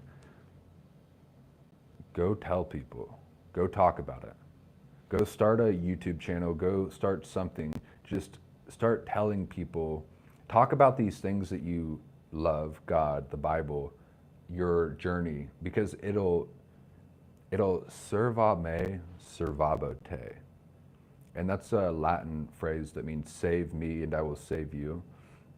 He's got so much wisdom and knowledge and life experience, but the wisdom and knowledge and life experience that he had was like a snake eating its own tail, and it was devouring him and causing him more pain. And I was like, man, I truly believe your solution to save yourself is to save other people. Like, go help other people, and helping other people can just be what's happening here. Go talk online, and you don't do it for the sake of this quote of idle hands are a devil's playground. You don't do it just to busy yourself, but you do it because it's what you love, and you'll get two birds with one stone. You will busy yourself, but you'll be doing good as well. And it's like a universal law that a person that has a why can bear anyhow. And so, yeah, all of the hard things that you're dealing with are causing you so much continuous pain. But maybe the solution is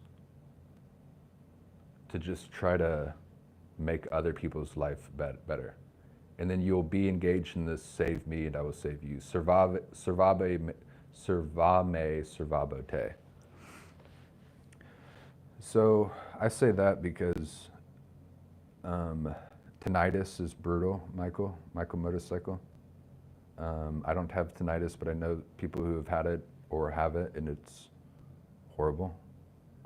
And being in constant mental and or physical pain makes life sometimes unbearable.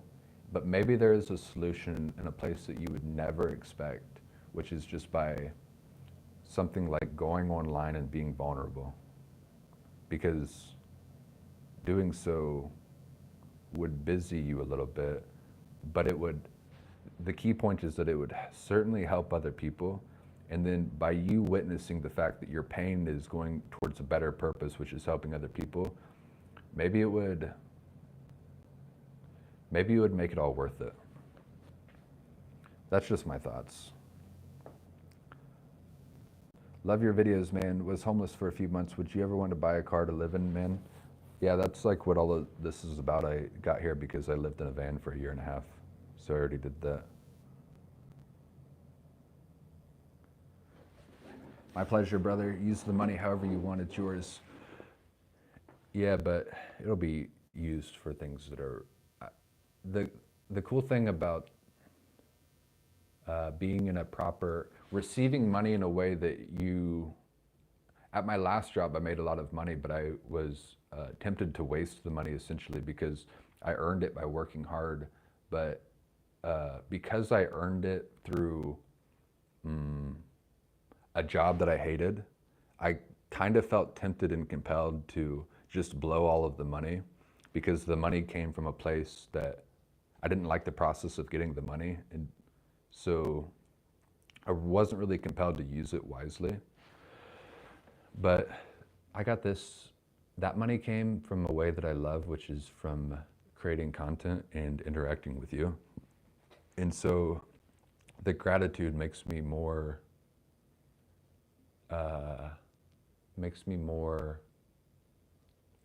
intentional about spending it properly.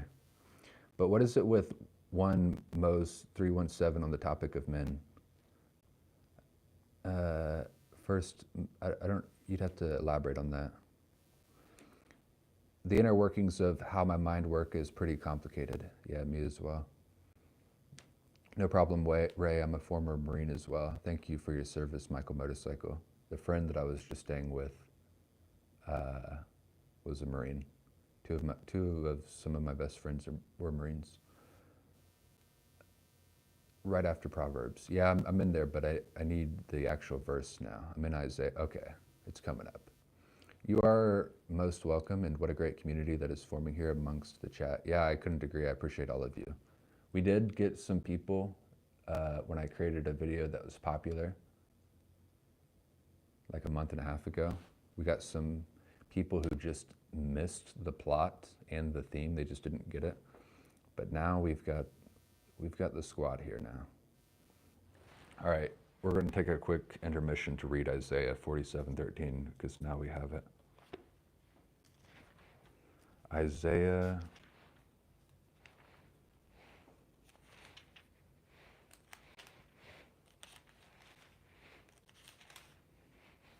Alrighty, here we are. You are wearied with your many consultations. Let those who study the heavens stand up and save you. Those who gaze at the stars and at each new moon predict what shall befall you. You are wearied with your many consultations. Let those who study the heavens stand up and save you. Those who gaze at the stars and at each new moon predict what shall befall you. That's very interesting. I understand why you would say that it applies to astrology and philosophies. And the three wise men are very mysterious figures who seem potentially like they are astrologers. Yeah, that's an interesting verse. I'd be curious for you to elaborate on that. Maximilian, 10 euros. Thank you, Maximilian. We just reached it again. Greetings from the south of Spain. Greetings, Maximilian. I have a beautiful feeling your GoFundMe goal will be met before you may realize. Maybe. Concerning content, my algorithm is all over, but I like your channel because you just chat. I'm a guy of the same age and just identify with the same struggles and same thoughts about life. I think everybody has these same struggles and thoughts about life, but we don't talk about it because maybe we're afraid to be vulnerable. I think that's a huge issue. We just don't want to be vulnerable, especially men. But there's a lot of strength in vulnerability. I've had many name changes. I decided to slap my real name on the account to be fearless and soon start uploading what I'm passionate about. Noni Hokulani. That's good. You should upload what you're passionate about. In a nutshell, can you explain why you are in this situation? Did you lose your job, find no purpose in your current system we live in, or just trying to find your place? Explain why you are in this situation. Did you lose your job? I didn't lose my job. I quit my job. There is no purpose in the. There's just not. It's inverted. In everything that you do, ask why. And if you ask why within our current system enough, you'll see that it's a snake eating its own tail. Everything we do is essentially for money, but then you make money just to survive, and then you survive just to make money. It's a snake eating its own tail. There is no purpose. We need a purpose outside of the system. We need a purpose outside of space and time. We need a purpose in God. Many people tell me that there is lots of jobs, but I apply and I'm not even invited to interview.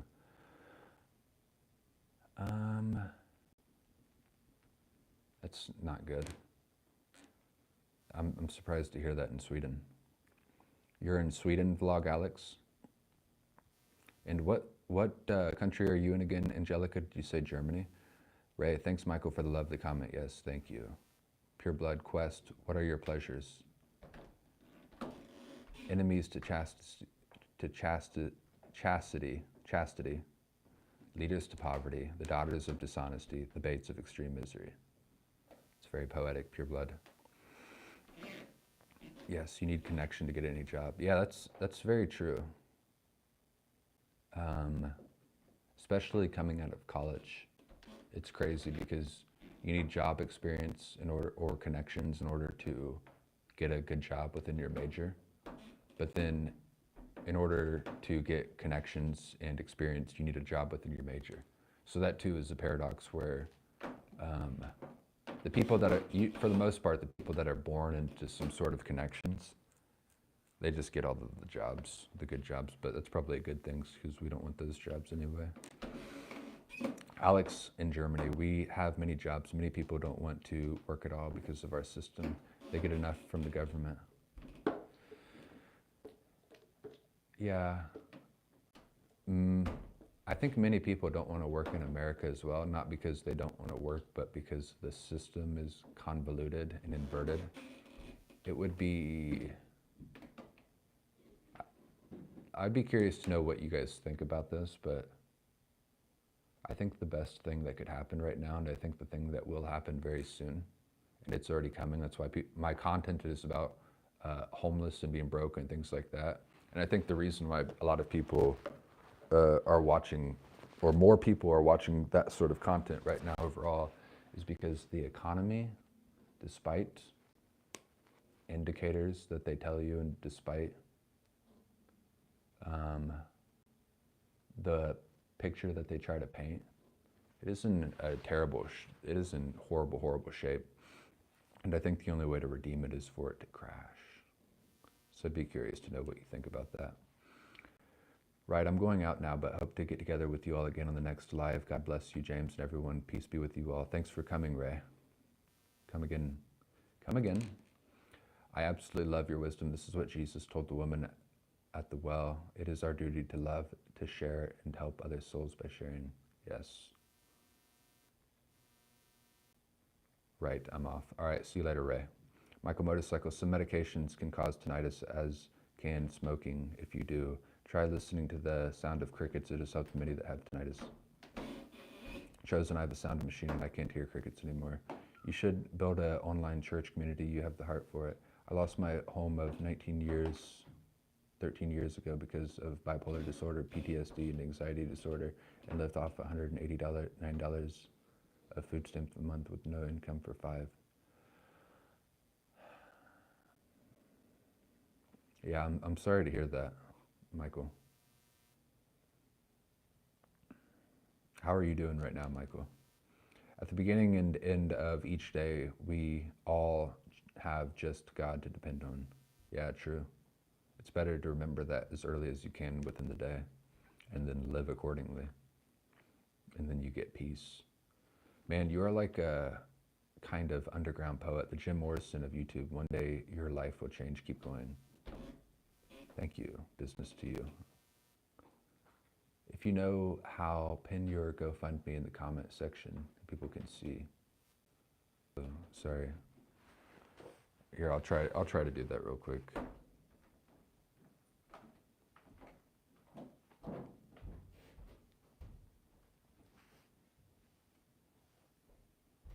Do. Do.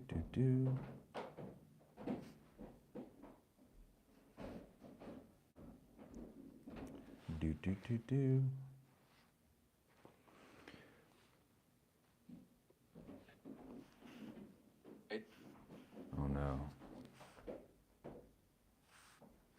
All right, I'm commenting it right now. All right, that's the link. Let me know if that works. Man, you are kind of like the underground poet, the Jim Morrison of YouTube. One day your life will change. Keep going. Thank you.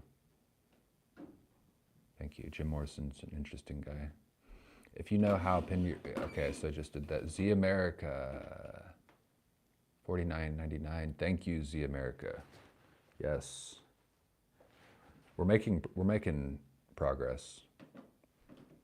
I think I can, it's not that I think, I'll be able to evolve what is happening here on my channel if I can accomplish this monetary goal, the monetary goal that allow me to get a space and a laptop. Thank you, Z America.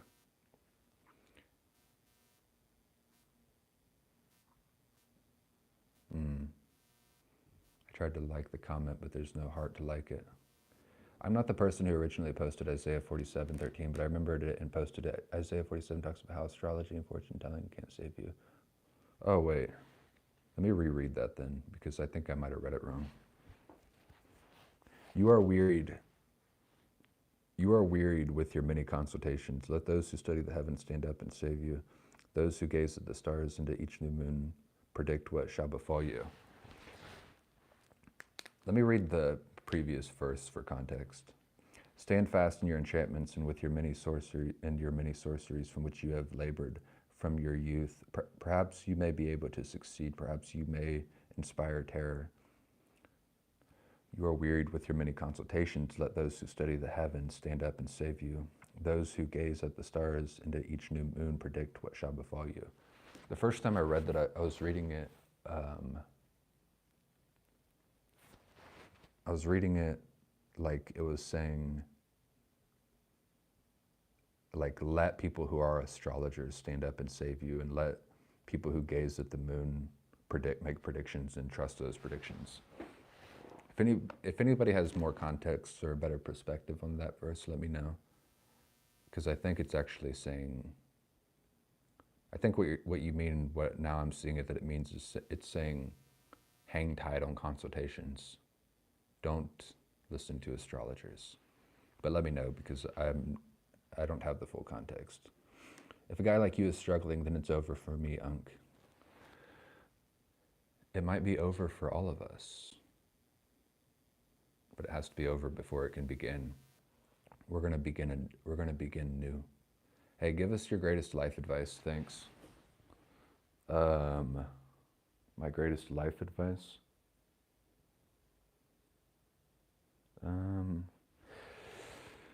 It has to be the same thing that I just said, which is this quote, this verse can, if you open your heart to the fact that it is true and listen to what then it is telling you to do. Teach me the brevity of life, and then we will know wisdom. Teach us the brevity of life so that we can know wisdom. So greatest life advice is that remember that your life is short, and don't think that you're going to be here forever. And then live accordingly. It's like there's so many movies about it, but it's like the movie Click, and the movie, I think it's called A Wonderful Story, or it's a very old movie. But in those movies, somebody is living in a state of dread, acting as though they might just go ahead and live forever. And then in Click, he watches his life pass before his eyes because he fast forwarded through it all. And in A Wonderful Story, it's like I think it's A Christmas Story, the book with Ebenezer Scrooge. A Wonderful Story is that same situation where someone is dreading the life that they live, but then they're confronted with their own mortality, and they see that they actually don't get to live forever. And then when they see the brevity of their own life, and they see that they still are alive today, then they have so much gratitude and they act accordingly. It sounds a little bit cliche, but they live each day like their last. And you actually have to do that. Have you ever considered becoming a church leader, pastor, or minister, or something like that? No. I used to want to be a priest when I was young, but I don't know. I don't want to. I don't know. I don't consider myself a teacher. I'm like a guy who's trying to figure out life, and then you and I are trying to figure out life together. I'm not trying to teach people because I'm trying to learn. In fact, I think what we have is close to infinitely too many teachers. We need less teachers and more disciples. Disciples means a learner. We need more people willing to learn, more humility. You are choosing to exemplify Romans 8:28. It is very good. God is allowing you to experience, like Jesus, nothing the world, to actually live and have everything one needs God. Yes. That's what I try to do. And that is true, that the only thing a person needs is God. Sobriety, peace, and strength. That's another one who's been with me now for quite a while. I watch Sobriety, Peace, and Strength's videos as well. Sobriety, Peace, and Strength makes nice, raw, authentic, peaceful videos. It's good to see you here. It's a Wonderful Life. Yes, that's what it is. You're right. It is. It's a Wonderful Life. That's what the movie's called. Do you think it's easy to forget to be vulnerable? Being resolute while vulnerable is what's tough. I think the contentedness of it is what I'm sharpening. Do you think it's easy to forget to be vulnerable? I think if you remember to be vulnerable, then you're probably you shouldn't remember to be vulnerable. You should always just to be honest. And then sometimes that'll come off as vulnerability. But if you intend to be vulnerable, if that's your intention, you're seeking to be vulnerable, then it's like you're maybe coming off, you want to come off as vulnerable rather than just be in the moment and be vulnerable because that's what the moment calls for. And that I think if somebody's intention is to be vulnerable rather than just be honest, it's like uh, it's like this idea of, I don't know why it makes me think of this, but sometimes at companies, or this is a common phrase that people in the military have told me, is there's an idea of mandatory fun, as in nobody likes the job that they're doing. They don't like the culture that they're in, but their boss is mandating fun. He's saying that you have to have fun. And so now they're completely miserable, but they're striving to have fun. I don't know. That's what it makes me think of. Somebody remembering to be vulnerable. It's like they're just be vulnerable, just be honest, and if the moment calls for vulnerable, then do that. A Christmas Carol, yes. What do you love as much as writing and being in nature and connecting with others? What's another activity that you can do for hours tirelessly and fully enjoy? Let me read that one more time. What do you love as much as writing and being in nature and connecting with others? What's another activity that you can do for hours and tirelessly and fully enjoy? Honestly, one of my biggest problems, I don't know how it comes off, but one of my biggest problems is that I actually like life too much. Most things I can do, except for the things that I can't stand, anything else I can do tirelessly for hours on end and enjoy. I find enjoyment in a lot of places. Anything that I'm choosing to do and anywhere that I'm free, I kind of enjoy a lot of things. I don't really play video games right now, but I would like to get to the point where I can play video games with my friends. That is fun. I could do that tirelessly. I like this right here. I could do this tirelessly for hours on end, just talking with you all.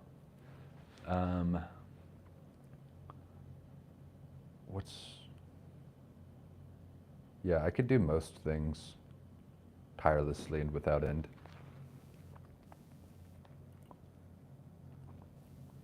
It would be easier to say the things that I don't like. Words are but notes tuned with a natural tongue, organ, a symphony, or a concert, harmonious melody to the spirit of tone. Yeah, Pure Blood. Pure Blood giving us a lot of poetry. Like it. In Isaiah 47, God is using a mocking term by saying, let them stand up and save you. He's saying it is pointless to seek fortune telling because it can't save you. Yeah, that makes more sense. That makes more sense then. It's kind of like in the, I think it's 2 Kings, the story of Elijah, when Elijah is going up against all of the false prophets, and they're in a competition, or they're in a battle, spiritual battle, to see who can bring fire down from heaven to light the altar, to see who follows the true God. And Elijah looks at the false prophets when they can't bring fire down, and he's like, well, your God must be sleeping right now. Maybe you just got to wait because he's sleeping. And he's saying that to mock them, because they've got a false God, and it's ridiculous to imagine God is sleeping. God doesn't sleep. So that's good. Appreciate that clarity, Chosen. Want to know my favorite Bible verse? Yeah, I do. Easy BCLS. Did you get the link that I sent yesterday on baptism in the Spirit? What did you think of it?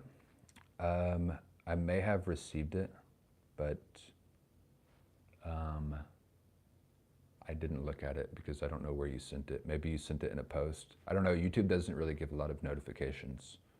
It doesn't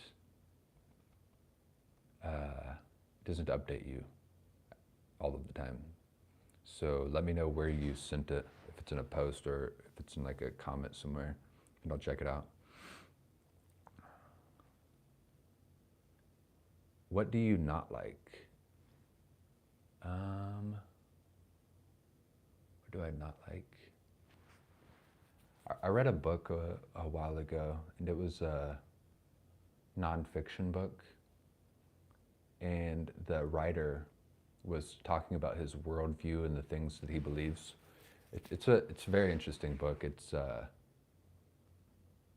as outside of the box as outside of the box could possibly be. But one question that he asked, that he encourages the reader to ask themselves, and a question that he asked himself is, what makes you cry?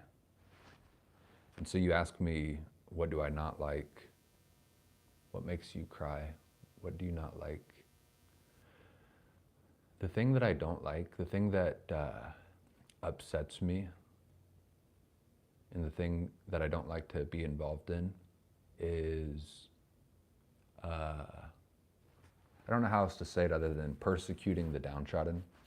Like, there's people in this world who are beaten down and downtrodden, and I don't like to see people who are already beaten down be isolated or alone or tyrannized or persecuted. And so to relate that to my job and why I quit my job, we were going to a place where the people on my team were downtrodden individuals. They were trying their best, but they were struggling, they were downtrodden. And the people who were my boss, maybe intentionally or maybe unintentionally, were beating them down more. They were persecuting the downtrodden. And same thing with our clients. Our clients were, we did mortgage loans, refinances, and purchases of houses. But our clients, especially in refinance, were very, very beat down. And a lot of people were taking advantage of the fact that they were beat down. And so to answer your question, I don't like to be involved in things that are morally corrupt. I don't like to be involved in things. I don't have an issue with work, and I don't have an issue with redundancy, and I don't have an issue with mundane. I have an issue being a part of things that are morally corrupt and spending my time in ways that are morally corrupt. And yeah, that's what I don't like. I don't like to be involved in things like that. Yeah, it is like Elijah. Tried leaving the link in the post on yesterday's announcement. I checked it. Yeah, also, sometimes things get deleted arbitrarily. I don't delete any comments, even if they're bad, but sometimes YouTube just deletes them. What are some of your favorite bands or songs of all time? I like a lot of different music. What I listen to right now, I listen to different things depending on what I'm doing. But I like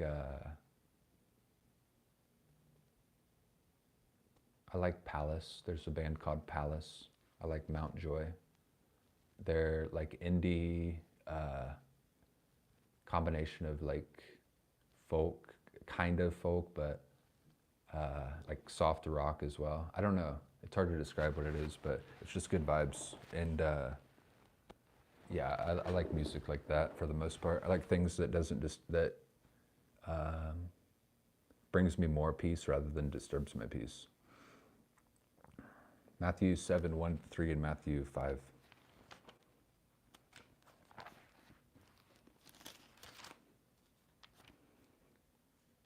We'll read Matthew 5 first. Matthew 5:43. You have heard that it was said, you shall love your neighbors and hate your enemy. But I say to you, love your enemies and pray for those who persecute you, so that you may be children of your Father in heaven. For he makes his sun rise on the evil and on the good, and sends rain on the righteous and on the unrighteous. Yes. And Matthew 7.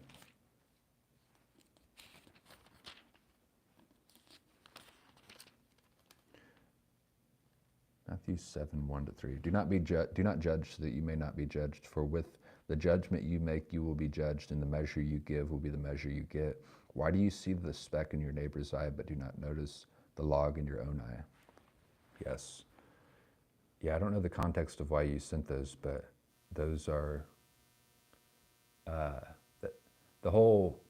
I love all of the Gospels, of course, but Matthew 3-8, that has the temptations of the desert, has the Sermon on the Mount. That's probably.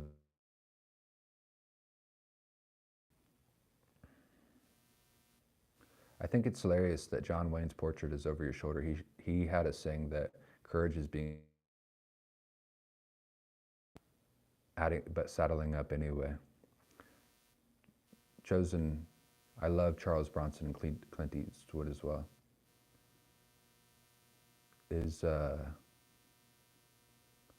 I know Clint Eastwood obviously, but I don't know Charles Bronson. YouTube probably deleted the thing because it's an outside thing. Look up AG position paper baptism in the Holy Spirit. That's the link I'm trying to share. I will look that up. The hive doth house the harmless bee, the honey sweet doth make, whose little limbs with labors long, still straining for our sake.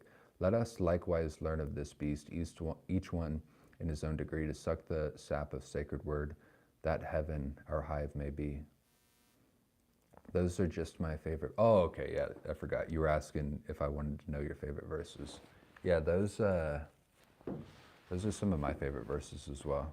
The Sermon on the Mount it changed my life, of course, but it changes my life often.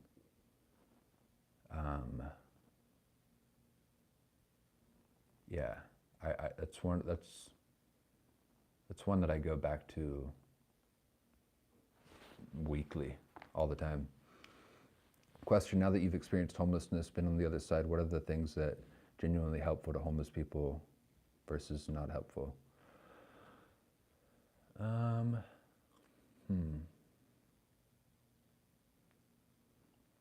That's a great question because I'm not sure. I know that some people.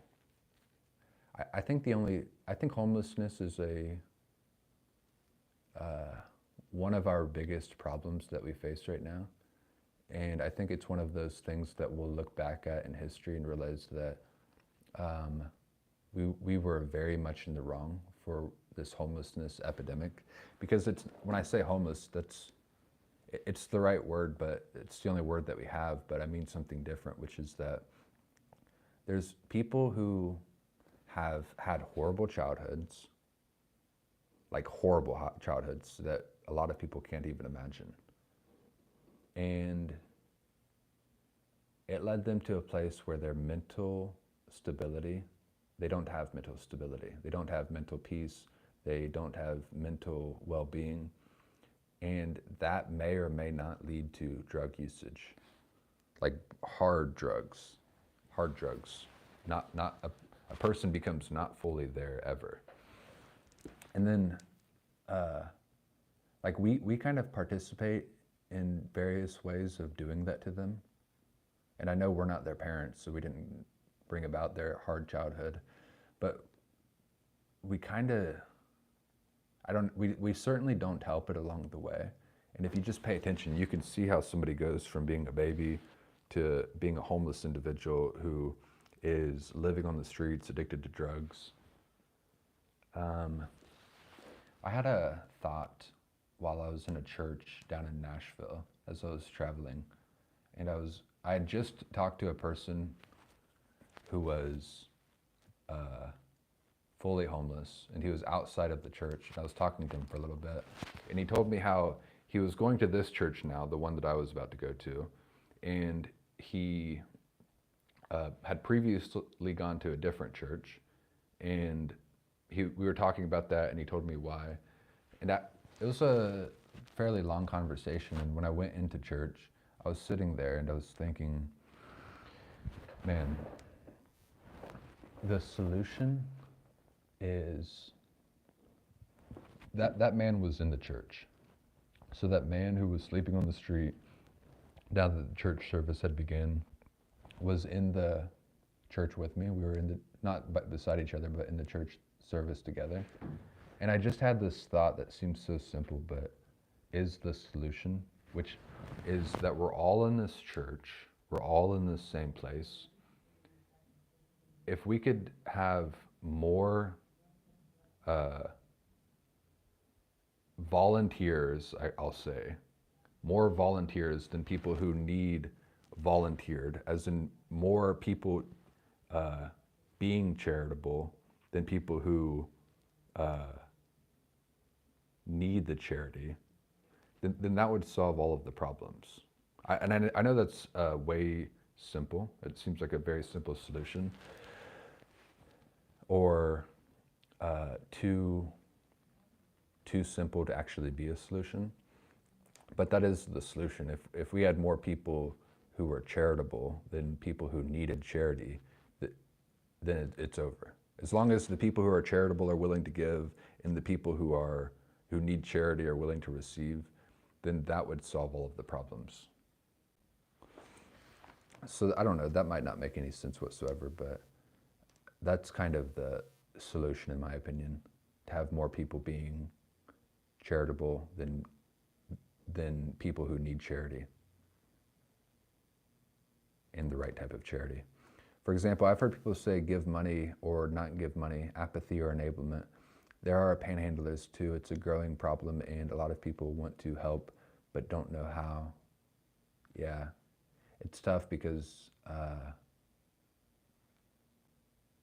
you don't even know who out there on the streets you should actually help, because some people just go out and they have a home and they ask for money, and maybe they bring their kids out there with them, and they're just doing it like it's their living. They're just out there begging because that's how they make money.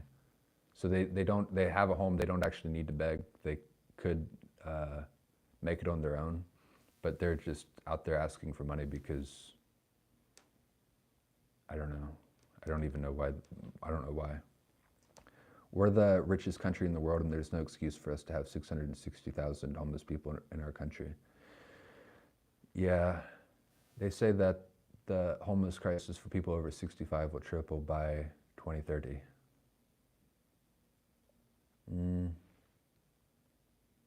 Yeah, we're in a weird predicament where if you look at our population graph and the amount of young people compared to the lot of older people, there are like the baby boomer generation, like the actual name for that, the people born in like the 50s, 60s, they're all getting fully into retirement age now.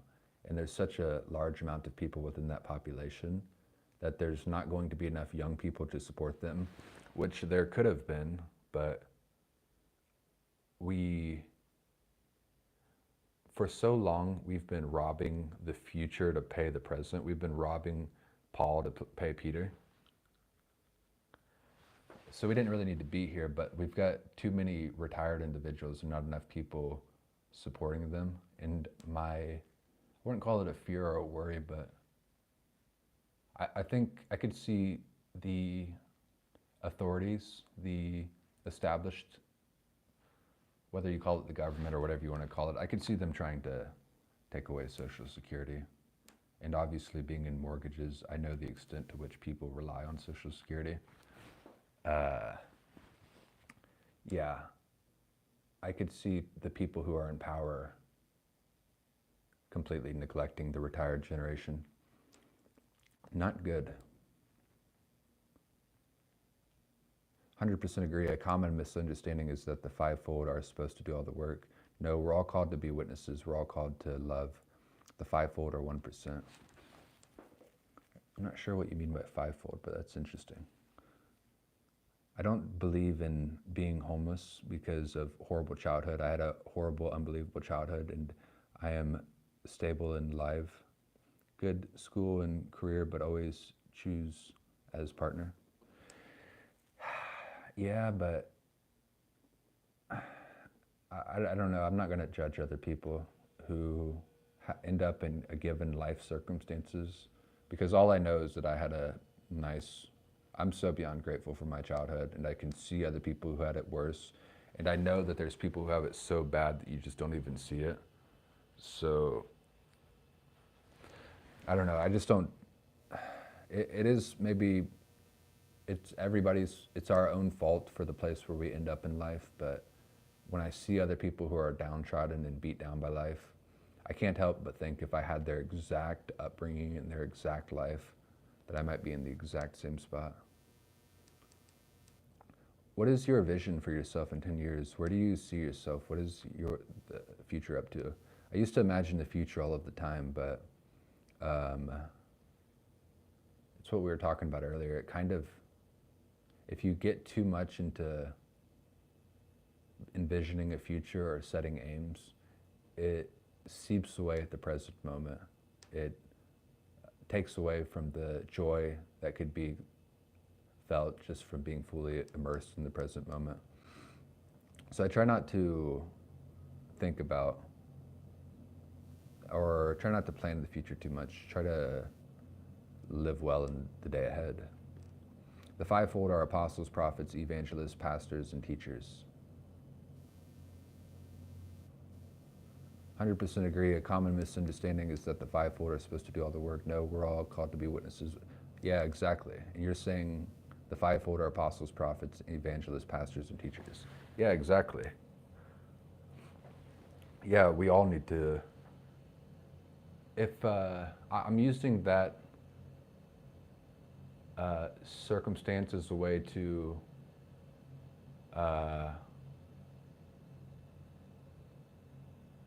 show how we could all be in it together, as in there are downtrodden people, there are homeless people, but if we were all just in it together, we could alleviate so much pain on the people who are downtrodden. And I know people think, well, what's the point of doing that? But that would affect you as well. It would just in general make the world a better place. And it's literally just a matter of us being in it together. Yes, I never judge anyone. That's not my job. Yeah, that's exactly what the Bible verse that we were just reading a moment ago, Michael Motorcycle, about don't judge, for you're going to be judged by that same measure if you do judge. If we judge other people, it's like a poison that only hurts ourselves, because then we're going to feel guilt and shame because we judge other people, usually for the things that we ourselves are guilty of. And then we're going to struggle to find forgiveness. And we kind of deserve that because we're judging others. And so we feel that judgment ourselves. What do you think is your God-given purpose? Why do you think God made you?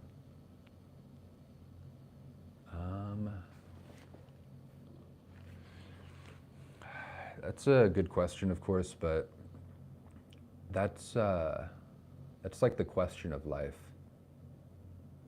As in, God creates you. God has given you free will. You're born and you grow up and you go through life, and somebody asks, well, what is the purpose of life? I don't think I could answer it through telling you words. I don't think I could answer your question through words. You can really only answer it through showing, through your actions and who you are. And the answer to that question, what is the purpose of your life? Well, the answer to the question is going to be what becomes the motif of your entire life, if that makes sense. Like the universe, God asks you that question inherently through you being alive, and you answer it by the way that you live. your life is the answer to that question. How do you go about navigating life as a young man who wants to date for marriage? Is that still the case? In a fairly recent vid, you said, I won't date anyone that won't be my wife. How do you explain? Um, it is certainly true that men do date, especially young men, date and have intentions that are not relative to marriage. They're lustful, and they're not doing things for the sake of finding their wife or cultivating a relationship that'll that'll blossom into marriage.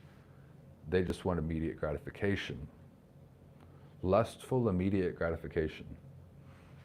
So my point with saying that and making that video is that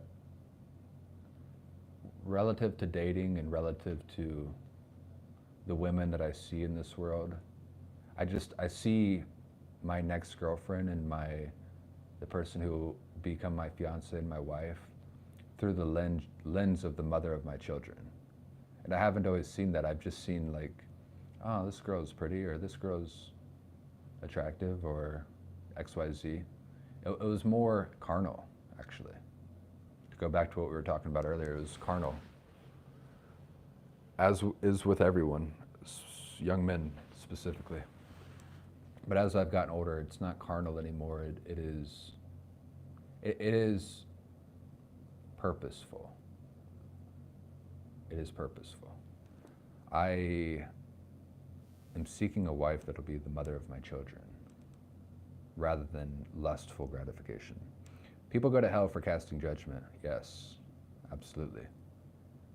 Have you ever tried Filipino food before? I don't think so. I mean, how do you explain to other people who don't understand, like when others encourage drinks or dates or whatnot? I would date someone, but I'm just saying that if I'm dating someone, or if at any point I look at someone who I'm dating or who I'm interested in and I'm like, oh, this definitely isn't my wife, then I would just have to end it right there, rather than keep going, because that's what's important to me, my wife and the mother of my children. And I don't want to date just for the sake of date. I'm too old for that now. And I've always been too old for that. Pogi, I like pancit and barbecue. Yeah, I've never had that. It must be Filipino food. Would you say you know Jesus or know about Jesus? Do you have a personal relationship with him? Or are you exploring that relationship through man-made traditions and forms? I know Jesus. I know about Jesus. I have a personal relationship with Jesus. And your final question, I feel like you're alluding to something there, or are you exploring that relationship through man-made traditions and forms? I think religion is an interesting thing, because I used to think the goal of spirituality, or the goal of walking with Christ, was to only focus on that, walking with Christ, and that's everything. And in a way that is true, but I was talking to somebody about religion before, and at that point in my life, I thought religion probably wasn't a good thing. And my friend who I was talking to said, well, religion is just the daily practice of spirituality. And when he reframed religion in that frame, because again, I'd more so thought about it in terms of spirituality. And spirituality, vague spirituality being the way. But when he framed religion in that way, another thing, as I get older, life or time is unrelenting, and religion is potentially a good way to practice your spirituality, specifically with other people, because the love of God is important, yes, but God commands us to love each other as well. You've got to do both of those things. And a lot of people are spiritually independent. They're independent and spiritual, but to me, that isn't the way. Like yes, that is the love of God, and you've got to love God, yes, but you also have to love your neighbor as yourself. You've got to love other people. You've got to be in communion with other people. You've got to grow and go towards God with your brothers and sisters, with your fellow humanity.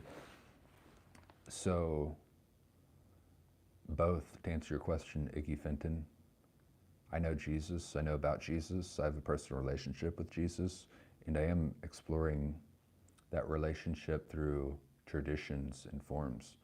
And I don't know if I would call the traditions and forms man-made. Absolutely love all your depth and vulnerable responses. Pogi, I was to Olingapo many times in the early 80s, but I've never tried balut. Making me hungry, me as well. Thank you for replying, Jamie. Yes. Pure blood message retracted. I don't know why. I completely agree. I am in a place where I feel the same for about 2 years now. Good answer on religion. I find a lot of people have more relationship with church traditions and practices versus the author and perfecter of our faith. Glad you know him personally. Is all sin direct disobedience? Is all sin direct disobedience? No, I don't think so. Because I feel like what you mean by direct disobedience is that you are intentionally disobeying God, but you can sin, you can fall short of who you should be and who you could be, sin, fall short of the aim, but do so unintentionally in ignorance. Was your job before where you left like your soul was starving a sales position? If it was, I wonder if it was because you had to be fake most of the day to do a good job. Interestingly enough, it was a sales job, but it was a crazy type of sales job where I had to be very real. Like I actually really wasn't being fake. I was speaking like this. I was speaking in my normal voice because my perspective is that they can sense the fakeness. So you have no choice but to be real. I have to send money for bread. Angelica, thank you. Thank you, Angelica. I appreciate that. Do you believe we live in a matrix?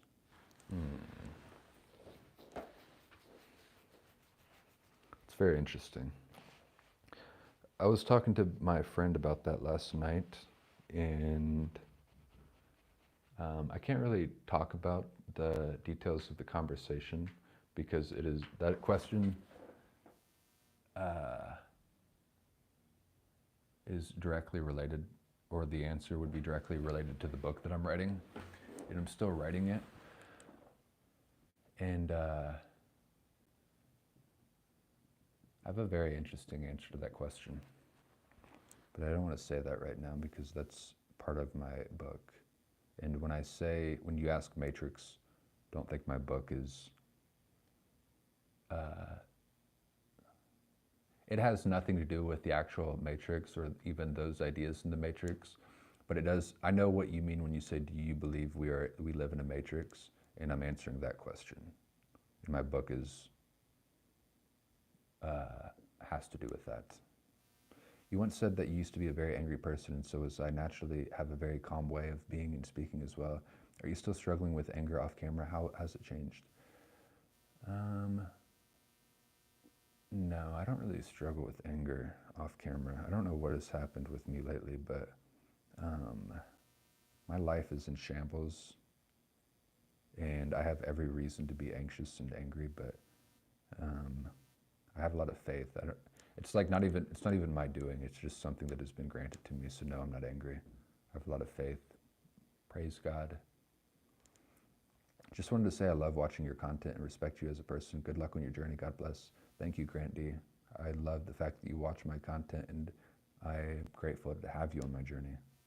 Hope that you continue along the journey. Do you listen to music often? What kind of music do you like? Yeah, that's what I was just saying. I like Palace and Mount Joy.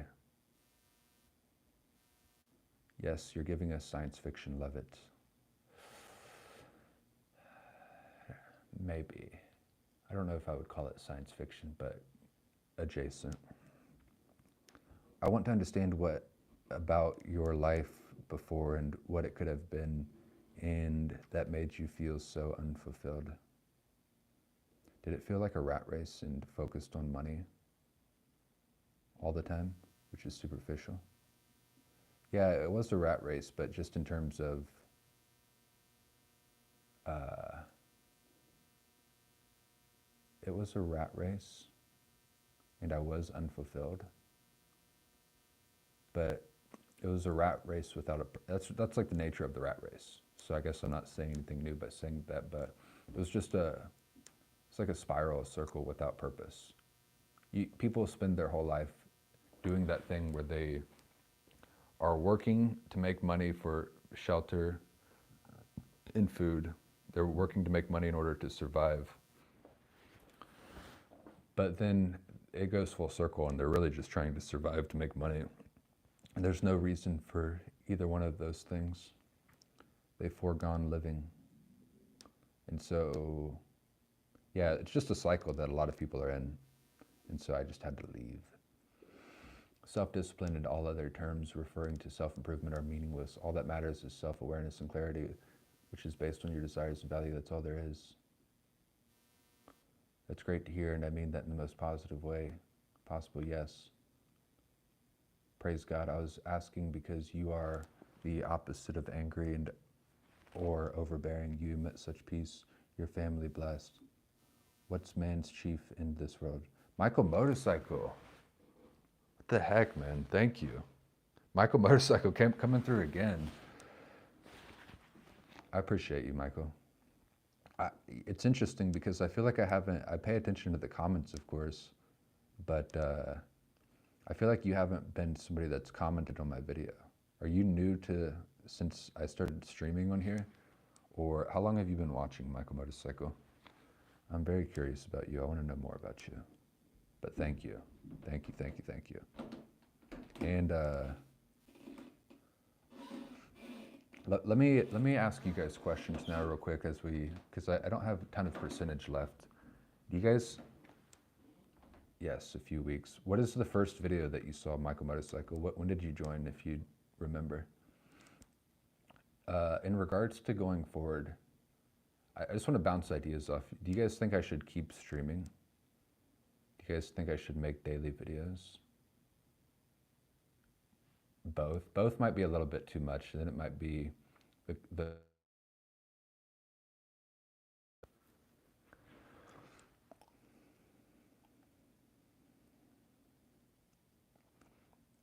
Are other men struggling with lust?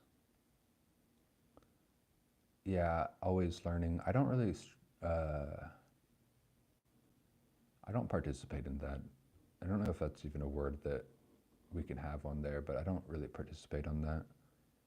But I understand why people do participate in that. And I feel like I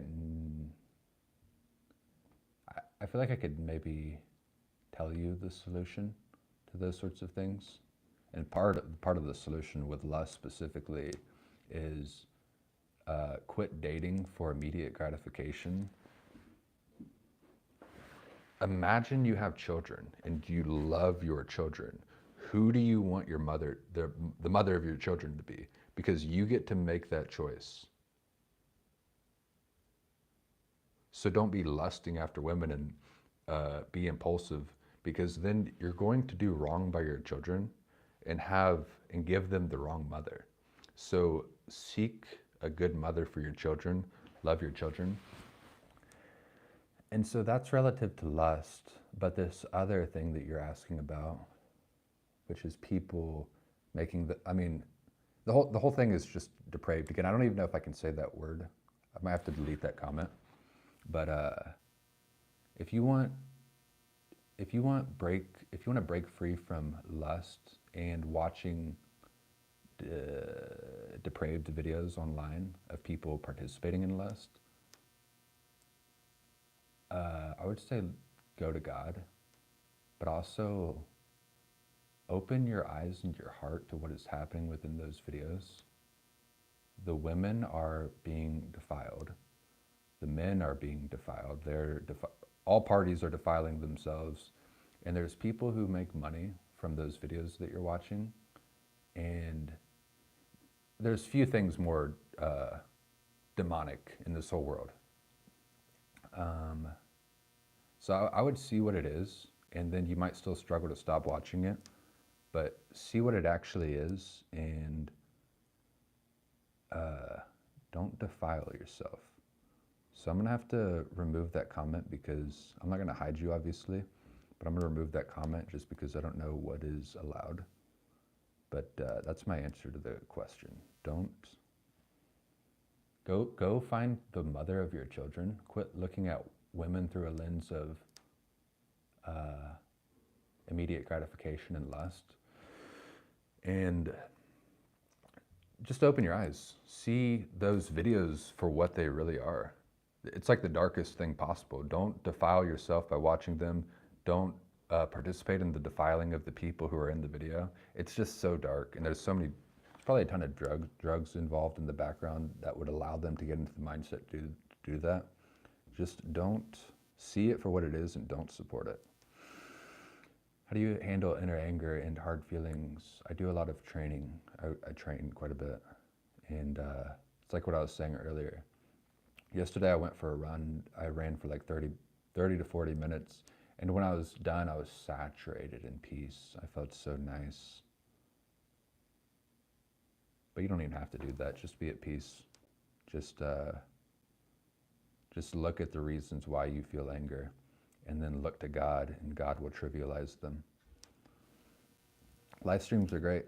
Keep streaming and maybe keep some video in progress, more talking, more relations. It will be beneficial for both parties in terms of having life out to discuss. Pure Blood with more poetry. Quest, what is beauty? Answer, a gift of small continuance. Thanks, Pure Blood. Daily videos I really look forward to. I love how you're in nature in most of them, and how well for live streams I say when you feel like it, so it's more authentic. I will say I really like this though. So I think I might you said do it when you feel like it. What I can foresee happening is that I'm going to feel like it pretty often for the foreseeable future. Also, thanks for everything who supported Angelica, Michael, and others. Yes, shout out again to Michael. Thank you, Michael Motorcycle. Thank you, thank you. Thank you, Angelica. You're commenting all the time. I appreciate you having this on the journey. Thank you, Angelica. God bless you all. God bless you as well. Hi, always remember everything you do and see our Father knows. Yes, keep him at the absolute center of your life. He will keep you on the right path. I always pray now when lust enters my mind, and it helps me a lot to cast out evil thoughts. Yeah, that's a good point, Michael, because you have to see those things for what they are, lustful feelings and the watching of degenerate content. But maybe after you see the things for what they are, you still might be compelled to consume them and watch them. So pray to God. See it for what they are, and then pray to God that God removes the desire to do that out of your heart. God bless you, James. God bless you, us all. Amen. Peace be with you. Yeah, that's all that I have. So we're winding down. My phone's close to dying as well. I will almost certainly go live tomorrow. If you guys have any questions or things that you want to talk about, go comment on one of the posts. Yeah, they really do. Michael Motorcycle. It's a really weird place that we've gotten into, that it's even allowed on the internet. There's something going on there that's weird. It's treated as it is trivial or menial, but it's truly one of the darkest things. I appreciate your kind words. Thank you. Very few enjoy poetry. I have a copy of Genesis in poetic verse. Yeah, I like your poetry, Pure Blood. I always see you commenting on the videos as well. All right, so that's all that we've got today. I'll go live again tomorrow because I enjoy talking with you guys. Comment some topics or things that you guys want to talk about under any post. Do it under a post, not a video, but a post, and we'll have great dialogue tomorrow. But other than that, I enjoyed talking with you all today and enjoy life. Goodbye.